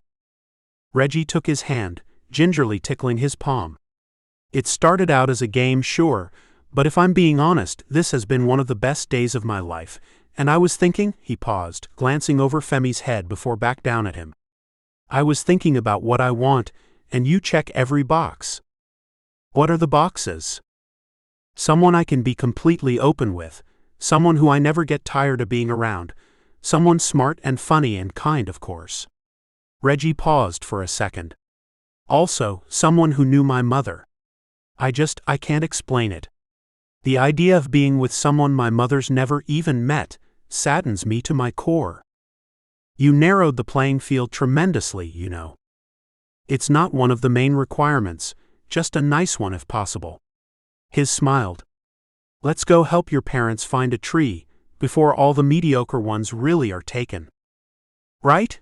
Femi agreed, sliding his fingers between Reggie's as they started walking again. Chapter 11. Reggie. He had forgotten, and his forgetfulness was going to cost him everything. It didn't take them long to find an acceptable, albeit mediocre, tree to take back to the cabin and decorate, and Reggie helped Femi's father carry box after box of decorations from the attic storage to the main floor of the house. By the end of the night, they were all a little drunk, and the Christmas tree sparkled in the living room. Reggie's heart was happy, and even though he missed his mother more than life itself, his heart was full. They finally collapsed in bed well after midnight and curled into each other, falling asleep as soon as their heads hit the pillow. The next week was a whirlwind of activities. Femi's father insisted on taking Reggie to experience all the winter sports, while Femi and his mother did less physically taxing activities, like reading and shopping. They traded off eating at the cabin and eating out, and Femi and Reggie had kept up the game of being a couple the entire week, exchanging long glances and casual touch. Of course, Reggie had started the game, but he truly wasn't sure if he was still pretending or if it had become more than that. He didn't like the muddied lines, but he did heavily enjoy Femi's company. Their flirting and playing hadn't gone any further than the one kiss they shared at the Christmas tree farm, but Reggie could still feel the tingle of Femi's lips on his and the electricity between them. He could still feel Femi's fingers laced against his, the warm softness of his hands against Reggie's work-weathered ones. Christmas Eve snuck up on him, and he didn't know when he woke up on Christmas Eve morning he had signed up for a day of traditions. By 9 in the morning, the whole house smelled of a multi-course breakfast, and Femi and his parents were already in the kitchen when Reggie joined them. "Good morning, Reggie," Femi's father said. "Morning, sir. I'm sorry I'm late for breakfast." "Oh, don't worry about it," Femi's father replied. "Take a seat and help yourself. I didn't want to wake you, and I didn't want you to feel like you had to do things with my family," Femi explained as Reggie sat down next to him. "It's all good," Reggie smiled and started fixing his plate. "Has Femi told you about what we usually do for Christmas Eve?" Femi's mother looked at Reggie. Unfortunately no, he hasn't." Reggie gave a little chuckle. "He's told me you guys have traditions, but he never went into what they were." "Well, after breakfast, we build a fire and watch our favorite Christmas-themed movies until we get hungry again. Then, while listening to Christmas music, we all work on the meal, each making our favorite and signature dishes. After dinner, we usually continue listening to music and play some board games and open presents." "You open presents on Christmas Eve?" Reggie lifted his eyebrows. "Usually just 1 or 2, Femi corrected. "Not all of them." "Oh, but why?" Femi shrugged. "No idea. We've done it since before I could remember." Femi's mother laughed. "We do it because of you, silly. When you were younger, you were too impatient to wait until Christmas morning for all of your gifts, so we let you open one beforehand. Usually we made sure it was something to keep you occupied for the whole night, so you wouldn't be too concerned with your other presents." "Smart," Femi chuckled. "We thought so," Femi's father agreed. Reggie ate with a smile while they talked and laughed around him. "Well, I'm down." "Since you're the guest, we'll let you pick the first movie," Femi's father said. Reggie laughed. "Thank you. I'm honored. We will clean up in here, if you two want to get the living room set up for movie time," Femi's father offered. "Sure," Femi said, hopping out of his seat and leading Reggie into the other room where they were out of view of his parents. Biting his lip, Femi tugged Reggie closer to him by the drawstrings of his sweats and then glimpsed shyly into his face. "I have really enjoyed you being here with my family," Femi murmured, studying Reggie's features. "Me too," Reggie replied, hand coming to rest on Femi's waist. "So, do you have any movie suggestions?" Femi shrugged. "When I was in university, I hated this tradition, and I would always pick very dark Christmas movies to watch. I remember one was about a serial killer who murders a family and makes cookies out of their skin. Reggie stared at Femi. Well, okay then. I was thinking something animated like The Peanuts Christmas or something. Femi smiled. My dad likes that one. Okay, good. Femi lingered in front of Reggie after the movie was decided, looking around before coming back to Reggie's face. Kiss me, he whispered. Reggie blinked at the request, but unlike last time his mind was unclouded. I shouldn't. We shouldn't. We shouldn't want? Continue doing this, Reggie explained. You said, Femi started. Worry filled his eyes to the brim, and even a wave of moisture touched them. I know what I said, and I'm not taking it back. You're perfect, he touched Femi's cheek on the side of his blind eye, in every way, but I'm not. Femi frowned. I don't know what you mean. What do you mean you're not perfect? I mean, he stammered, I know you're not perfect because no one's perfect. After all, you pack so light that I know you're re-wearing underwear, but I don't mind it. It's okay. Reggie chuckled and shook his head. This is bigger than re-wearing underwear. I'm not the right kind of guy for you. Femi jerked his head back at Reggie's statement. You don't? Did you guys pick a movie? Femi's mother asked. Yes, ma'am, Reggie said, forcing a smile back to his face much to Femi's displeasure. Movie time was long and awkward due to Reggie's half-confession. He wanted to enjoy the Christmas-themed stories, but he couldn't, knowing how much he'd hurt and confused Femi. Femi tried to play it cool in front of their parents, eating and laughing as if on cue, but any time his parents looked away, the mirth dropped from his face. Sorry, Reggie whispered. Femi shook his head. It's okay, he mumbled in return, but he didn't warm up to Reggie for the rest of the day. Even dinner was unusually quiet, and when asked if he wanted to open a few presents, Femi shook his head. Well then, Femi's father said, finishing a glass of wine, I'm going to go up and enjoy the rest of my night with my beautiful wife. You two don't get into too much trouble, all right? We're adults, Dad, Femi said. We'll stay out of trouble, sir, Reggie replied. The man nodded to them both, and then both his parents left the kitchen. 5 minutes later, the master bedroom door closed. If your big secret is you have a child or something, then just tell me. Reggie blinked. I don't have a child. Okay. Femi trailed. Well, tell me. Reggie opened his mouth but nothing came out, and then he shook his head, looking away from Femi. I can't. I'm just telling you. I'm not what you want. You don't know what I want, Femi snapped and then scoffed. He rubbed his hands through his curls and paced the kitchen. We've been friends for how long, Reggie? What do I not know about you that's so fundamentally important you've left out all these years? And more importantly, why? Why have you left it out? As he paced, his voice got more severe, more harsh and biting. When he finally stopped and looked at Reggie, his gaze was ice cold and just as penetrating. I never told you, because it was never important. Reggie closed his eyes and took a deep breath as his shoulders rolled backwards. He squeezed his eyes shut, accepting this confession could mark the end of their friendship, the end of everything, but if he didn't say it, it would definitely mark the end of everything. Okay, Femi snapped, and it's important now? Yeah, Reggie rumbled. He rolled his eyes before fixing his gaze on Femi. I'm trans. Chapter 12. Femi. Reggie's confession hit him like a ton of bricks, literally. Trans? Femi trailed, male to female? No, Reggie corrected. The other way. The other way. Femi blinked, glimpsing Reggie up and down. He didn't know what he expected, but Reggie's confession completely took the wind out of his sails. He was angry, and he had wanted to be angry, but his whole demeanor softened as he looked on his best friend. He had never seen Reggie anything other than the picture of confidence, but right now he wasn't. His shoulders sagged, and his eyes were filled to the brim with worry.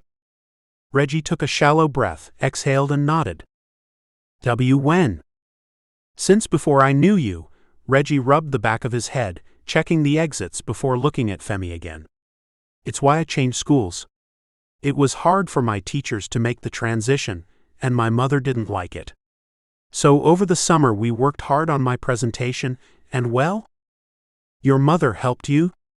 Femi asked, eyebrows coming together in the middle of his forehead. Questions popped into his brain one after the other, and he wasn't sure if half of them were even appropriate to ask. He wanted the whole story, but he also felt the anger bubbling up inside him again. She did, yeah. Nothing medical, just clothes and voice training. She put me in sports with other boys to acclimate me. He waved a dismissive hand. Femi frowned. Why didn't you tell me sooner? Honestly? Reggie studied the ground for a few long moments before fixing his attention on Femi. Sometimes I just forget. It's right. This is who I am. I don't think about it, and it's the best part. Reggie winced. I didn't want you to know and think of me differently. All those times we slept in the same bed together, or wrestled or whatever. I didn't want you to treat me differently. I wouldn't have. Reggie frowned. I wish I could believe you, but... Femi mirrored his frown. Despite his oscillating emotions, he closed the distance between him and his best friend. I wouldn't have. I don't like you because of your physical presentation, though it's very pleasing. I like you because you're talented and brilliant and kind. You can engage on deeper topics while flipping channels to the next football game, and you have always balanced me. You're soothing and even-tempered even when you probably should be panicking, and you're the kind of person, the kind of man I want in my life. I can't do it like what you're used to, Reggie whispered. Then we'll do it a different way, Femi whispered back. Then, before Reggie could create more protests, he pressed their lips together. Reggie panted when the kiss broke, and he placed a finger against Femi's parted lips. You really don't care? Not at all, Femi whispered against the finger. Okay, Reggie replied. His voice was gentle and still unsure, but right after Femi's words he guided them back to their shared bedroom and kicked the door closed, kissing him the whole time. Femi's body woke up under Reggie's treatment, and by the time the bedroom door shut behind him, he was shaking with anticipation. Like most things outside of academics, Reggie was the expert here. He read Femi's body like a textbook, cover to cover, and with not even a footnote ignored. Femi's eyes rolled back in his head as Reggie's lips traveled down his body, first along his jawline and the length of his neck, springing a groan from his lips. Then Reggie dotted kisses all the way down to the band of his slacks. Please, Femi whispered, biting the meat of his middle finger as Reggie teased. He was the one receiving the pleasure, but the look in Reggie's eyes told him he wasn't the one having the most fun. After Femi's soft request, Reggie continued, inching his bottoms down and taking a deep breath. He devoured Femi, pressing his nose right into curly dark hairs and working his mouth around him. Femi lifted his hips, arching his back and hollowing his belly, as Reggie forced another groan from him. My God, Femi whimpered. He gripped Reggie's hand as a climax took him, and he was too shocked and aroused to be at all embarrassed by how quickly he peaked. Every muscle in his body seized as the pleasure rolled through him, wave after wave of it, until those tight muscles ached and released him. Reggie chuckled as he retreated, kissing Femi's hip bones and resting head on Femi's still shaking thighs. You taste good, Reggie rumbled. You're something I could have for dessert after every meal. Oh God, Femi's face went red and he covered his face with a pillow. That's embarrassing. But true, Reggie laughed again. Femi uncovered his face and regarded Reggie. I could do something for you. He lifted his eyebrows. I've never, he trailed. Nah, I'm good for tonight. Reggie planted a kiss to Femi's lips.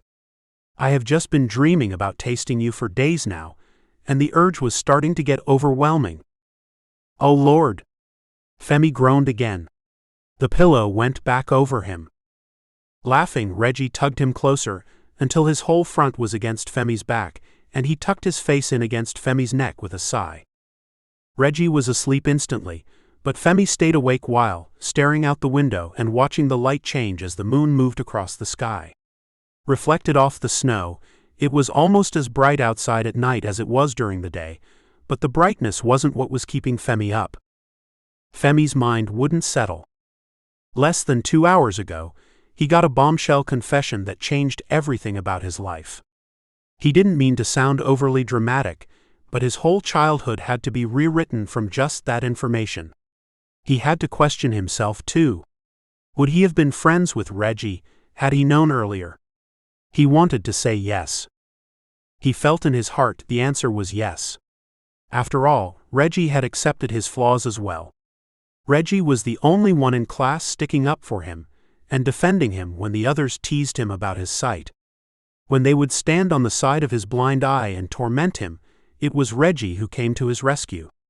It was Reggie who fought the school to ensure he had the right accommodations for every class.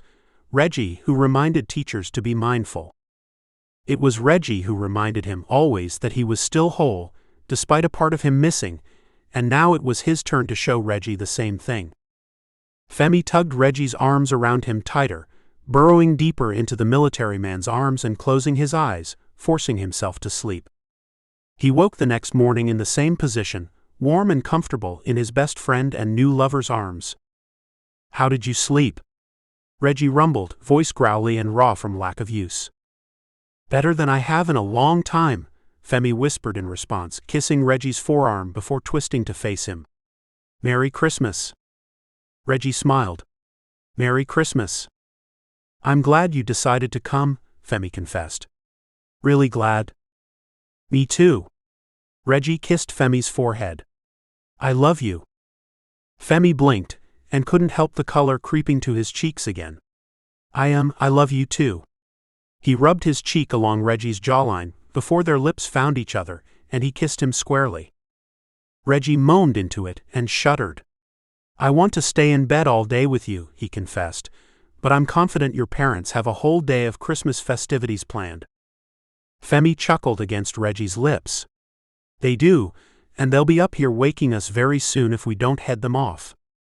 I guess I'll have to unwrap my favorite present again later." Femi's whole body shivered. "I guess you will." Then he rolled away and slipped out of the bed before his excitement got the better of him. Chapter 13. Reggie. His childhood Christmas mornings had been nothing like what Femi's family had planned. By the time both of them entered the living room, Femi's parents had created a lavish Christmas breakfast and divvied up the presents. There were 2 heaping stacks and 2 considerably smaller stacks, and Reggie's face instantly warmed. Besides the fact that his mother was incredibly religious, they never had the means to go all out for Christmas. They put up the fake tree each year, and both Reggie and his sister got 1 or 2 gifts each. She did always manage to stuff their stockings to the brim with smaller goodies, but it wasn't the same as big wrapped presents. He also always dreaded going back to school after winter break, listening to everyone talk about all the cool things they received when he most often received old Halloween candy and shoes. His mother tried her best though, and he was always infinitely grateful for it, but it still didn't compare to his peers. When he saw the 2 large stacks, tears sprang to his eyes and he blinked them back. "Oh, good morning, Reggie." "Merry Christmas," Femi's father said, exiting the kitchen and embracing him in a warm hug. "Femi forgot to open his present last night, but it's all good. We've got both of y'all's presents separated right here." "What?" Reggie blinked. "I apologize if Femi's stack looks bigger. It's only that some of his gifts were a little more difficult to wrap." Reggie frowned. "What?" His voice broke the second time he asked. You didn't have to get me anything." "What are you talking about?" Femi's mother chimed in now. "We could never leave you out. You're like a second son to us. A little more difficult to buy for since we don't quite know everything you like, but we did our best." "You really didn't have to." Femi touched Reggie's shoulder. "It's okay," he whispered. "We usually open gifts as a family," Femi's mother explained, "but you don't have to if you don't want to. You and Femi can open yours later." Reggie wanted to say several things. He wanted to thank them for being so gracious and kind, remind them they didn't have to get him anything, and even admit the worst part of all, that he hadn't even considered getting them anything, but he couldn't make any words pass his lips. "I'm starving," Femi announced, "and this food smells delicious." He guided Reggie to the table and urged him to sit as the festivities went on around him. They chit-chatted over a farm-style serve-yourself breakfast, discussing current events and work until everyone had eaten their fill. When Femi was a little boy, this was the hardest part for him, Femi's mother recalled fondly. He would wiggle and squirm in his seat during breakfast, eyeing his presents the entire time. "I miss those days. Christmas is so magical for children, you know." Reggie smiled softly. "Yeah," he agreed, even though it hadn't quite been so magical for him. "Embarrassing," Femi murmured, then looked at Reggie. "I'll wait to open mine later with you, if you want." Reggie nodded. "Yeah," he said again. "Well then," Femi's father said, "as my wife allows me to be the head of the household, I will allow her to open her presents first." She chuckled. "So you are," she said simply as they cleared the table and then moved into the living room. Hers was by far the smallest stack and had the smallest packages in the stack as well. She opened the first one to reveal a pair of sparkling earrings, to which she thanked and kissed her husband for. "I have no doubt these are from you." Femi rolled his eyes and leaned into Reggie. "He buys her a pair of earrings every year. It was pearls for about 2 decades, but he recently switched to diamonds."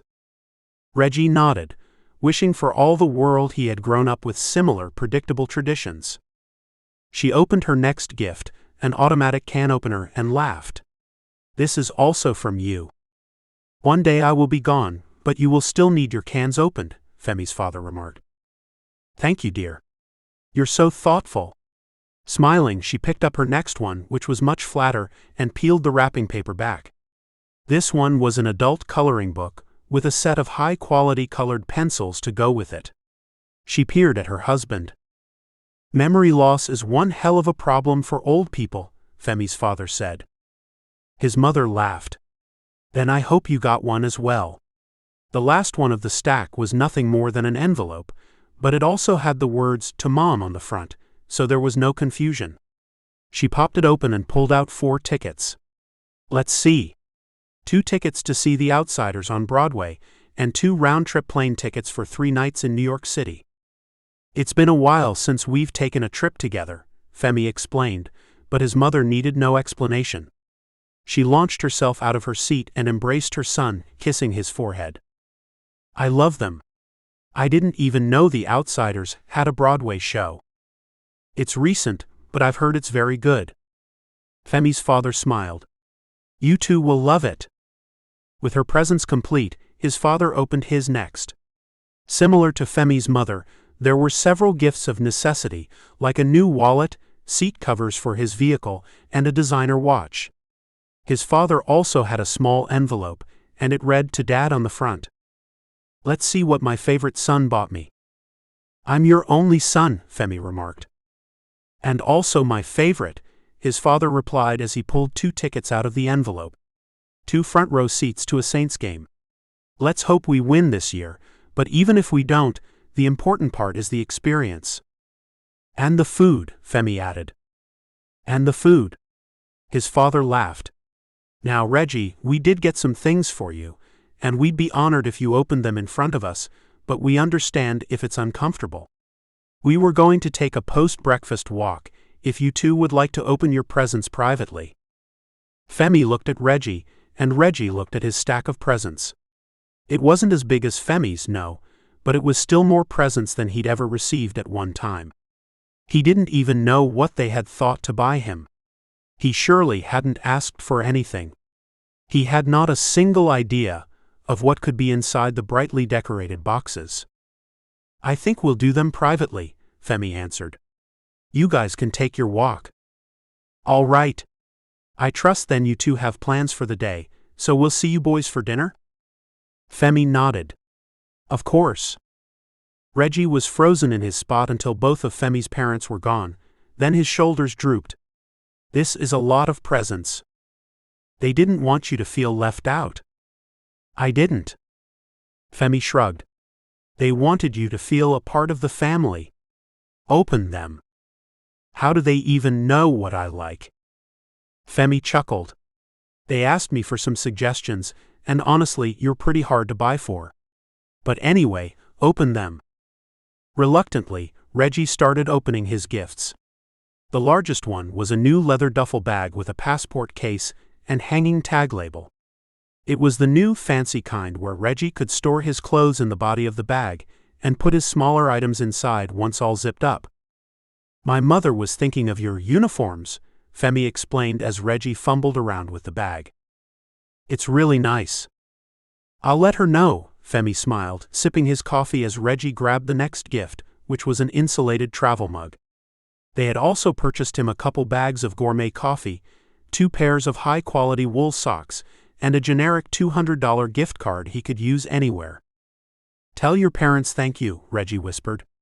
All this is so generous. I will, of course. Femi dug around his stack of presents before finding an envelope and sliding it over to Reggie. This is my gift. Reggie opened it, sliding out a piece of cardstock paper that had been designed like a coupon. It read that Femi owed Reggie one experience, such as a movie, Broadway show, or sports event, to be redeemed at any point and with no expiration date. Reggie smiled. Did you design this yourself? I did. I wasn't sure what you would like, and I know you're not home often. Still smiling, he thumbed the handmade coupon, tracing the scalloped edges. I'll come home for this.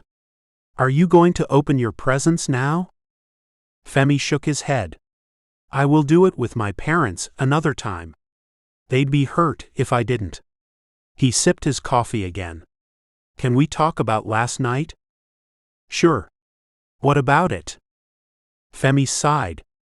What are we now? Or where do we go from here? Reggie sat all the gifts aside and focused on Femi. As soon as he laid eyes on him, he was struck by his beauty. There was nothing new about it. He'd seen Femi thousands of times, but the caliber was different. They had crossed the bridge from friends to lovers, and Reggie wasn't mad about it. He liked knowing Femi inside and out, knowing Femi was his and no one else's. Well, Reggie cleared his throat. Spending time with you and your family has been the best Christmas of my life, and I want to do it again and again and again. I want to wake up, roll over, and find you next to me every morning until the day I take my last breath. He paused, I love you, Femi, and I'm sorry it took me this long to realize it. Femi didn't speak, but his eyes had brimmed with tears, and when Reggie stopped talking, he launched himself into his arms. I love you too. The words tumbled from his lips. I love you too. Epilogue. 5 months later. Femi. After Christmas Eve night, they made a silly pact to actually date, and not just jump right into a sexual and a long-term relationship. Reggie did spend the rest of his holiday living in Femi's spare room, but they kept themselves separate as best they could. Femi couldn't speak for Reggie, but staying away from the other man was one of the hardest things he'd ever had to do, especially with him just a room away. He spent many mornings clearing Reggie out of his brain, and many evenings in the hallway separating their rooms, caged by Reggie's arms and pressed into his body. The last day of Reggie's time off was tearful, and Femi accompanied him to the airport, sitting at the gate with him until it was time for him to board. They shared a kiss, and Femi squeezed Reggie's hand. I love you, Femi whispered. I love you too. And I'll see you soon for what you owe me. Reggie kissed his cheek. Message me when you arrive, okay? Reggie nodded. Of course. Another kiss, and he was gone. Femi lingered at the airport until his plane took off. It was 4 months before Reggie came into town again, but it felt like forever. Even despite that, Femi was at the airport flanked by his parents and holding a huge sign. It read, I'd wait forever, but 117 days is more than enough. And Femi held it proudly at the arrivals section of the airport, holding his breath as passengers filed out of Reggie's scheduled plane until he laid eyes on the love of his life. It took everything in him not to drop his sign and run straight for Reggie, and luckily he didn't have to, because Reggie crossed the room from the arrivals gate to Femi in seconds. He gripped the back of Femi's head and yanked him into a kiss, mashing their lips together with a groan. The whole airport cheered and Femi pulled away, flushed and excited. "We should go," he whispered. "Soon," Reggie promised. He greeted Femi's parents, offering each of them a hug and exchanging pleasantries before, hand in hand, he walked alongside Femi out to the parking lot. "We're this way," Femi's father said, hiking his thumb to the outdoor long-term parking lot, "so we'll see y'all. We'd love to take you to dinner, but I understand if something else pulls your interest." He smiled at Reggie, clapping the younger man on the shoulder before parting ways. "I parked in the pickup area," Femi motioned. "It's right over here." "Yeah," Reggie replied. The whole process of getting out of the airport and driving home was a blur. Femi knew it had happened. After all, they had pulled into the parking lot of his place, but he didn't remember it. What he remembered instead was the way his body hummed alive at each one of Reggie's subtle touches. He'd started with touching the backs of his rough fingers to Femi's cheek, raking his fingers through Femi's wild curls, and then settling a hand at the back of Femi's neck. The latter made him shiver all the way down to his toes, and he was alert the whole drive, almost panting once he killed the engine. "What do you want to do now?" Femi breathed, twisting the leather of the steering wheel as Reggie's soft touch teased his jawline. "You." With the same gentle touch, he turned Femi's head and pressed another kiss to his lips. It was gentle but firm and hungry, like Reggie had waited decades for it, like no better taste existed. He didn't let up until Femi moaned. "Meet me in my bedroom," Reggie commanded, lips only centimeters apart. Femi nodded, but his legs were jello when he tried to stand, and getting all the way to his place was more a challenge than he'd expected. He'd waited 5 months to be with Reggie again, 5 months to do what he wished they could have done over Christmas. He didn't regret waiting, but he was usually the one pushing men off of him, not the one so desperate for attention he could barely walk straight. He reached Reggie's room first and collapsed into his bed. Reggie's scent lingered on the sheets, and he enveloped himself in them until Reggie finally joined him upstairs. Reggie dropped his leather duffel bag at the door and approached Femi as he stripped, revealing corded muscles under a dusting of curls. Femi whimpered, "Can I taste you?" "Yeah," Reggie grunted, stepping up to the bed with his pants at his ankles. Femi hadn't known what to expect, but looking him up and down, it just made sense. There was nothing feminine about Reggie's body, not even his genitals. Femi licked over him, and then sealed his lips around him, cheeks hollowing as he worked. "That's good," Reggie rumbled, placing one hand at the back of his head in encouragement. He'd been a little nervous, but Reggie's encouragement spurred him on and excited him at the same time. He was shivering with his own anticipation by the time Reggie grunted and groaned his orgasm against Femi's mouth. Femi sat back on his heels, licking his lips as Reggie received a strap-on toy from his duffel bag and offered it to Femi. "Put it on me," Reggie commanded, and Femi shivered down to his toes. With a trembling nod, he took the toy and did as instructed, wrapping the straps around Reggie's legs and torso and situating it in front of him. With each passing second, Femi's arousal grew until it was at a fever pitch, until he was drowning in it, but as he got the last buckle fastened, Reggie took over and pushed him back on the bed. He got between Femi's thighs, moistened his fingers and his cock with saliva, and guided himself inside Femi. Femi let out a shuddering groan, wrapping a hand around Reggie's bicep. "Oh God! It feels so good," Femi gasped. Reggie kissed him.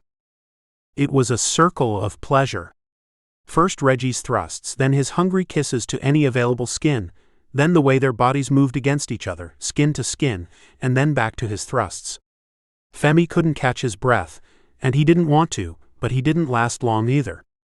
He didn't last much longer than the first time because just as soon as the initial shock of penetration had fully dissipated, he lifted his hips to greet Reggie's body, grinding against him, until he reached his climax and after, until his body was too raw and sensitive to continue. Then Reggie twisted their positions, crawling into bed with him and spooning him while still inside. His hips moved in slow, patient circles as he wrung another orgasm from Femi. He rotated him another 45 degrees, until his ass was in the air, and his chest and shoulders were pressed into the sheets, and did it again. Reggie turned them a final time, back to a spooning position, and let it slip out of Femi. He kissed Femi's sweaty shoulders, and nuzzled into the back of his neck. "We should rest a bit, until we have to get up and meet your parents for dinner." Femi groaned, wrapping Reggie's arms tight around his body. "I'm glad you're home," he whispered. "Me too," Reggie kissed his shoulder with a sigh. "Me too."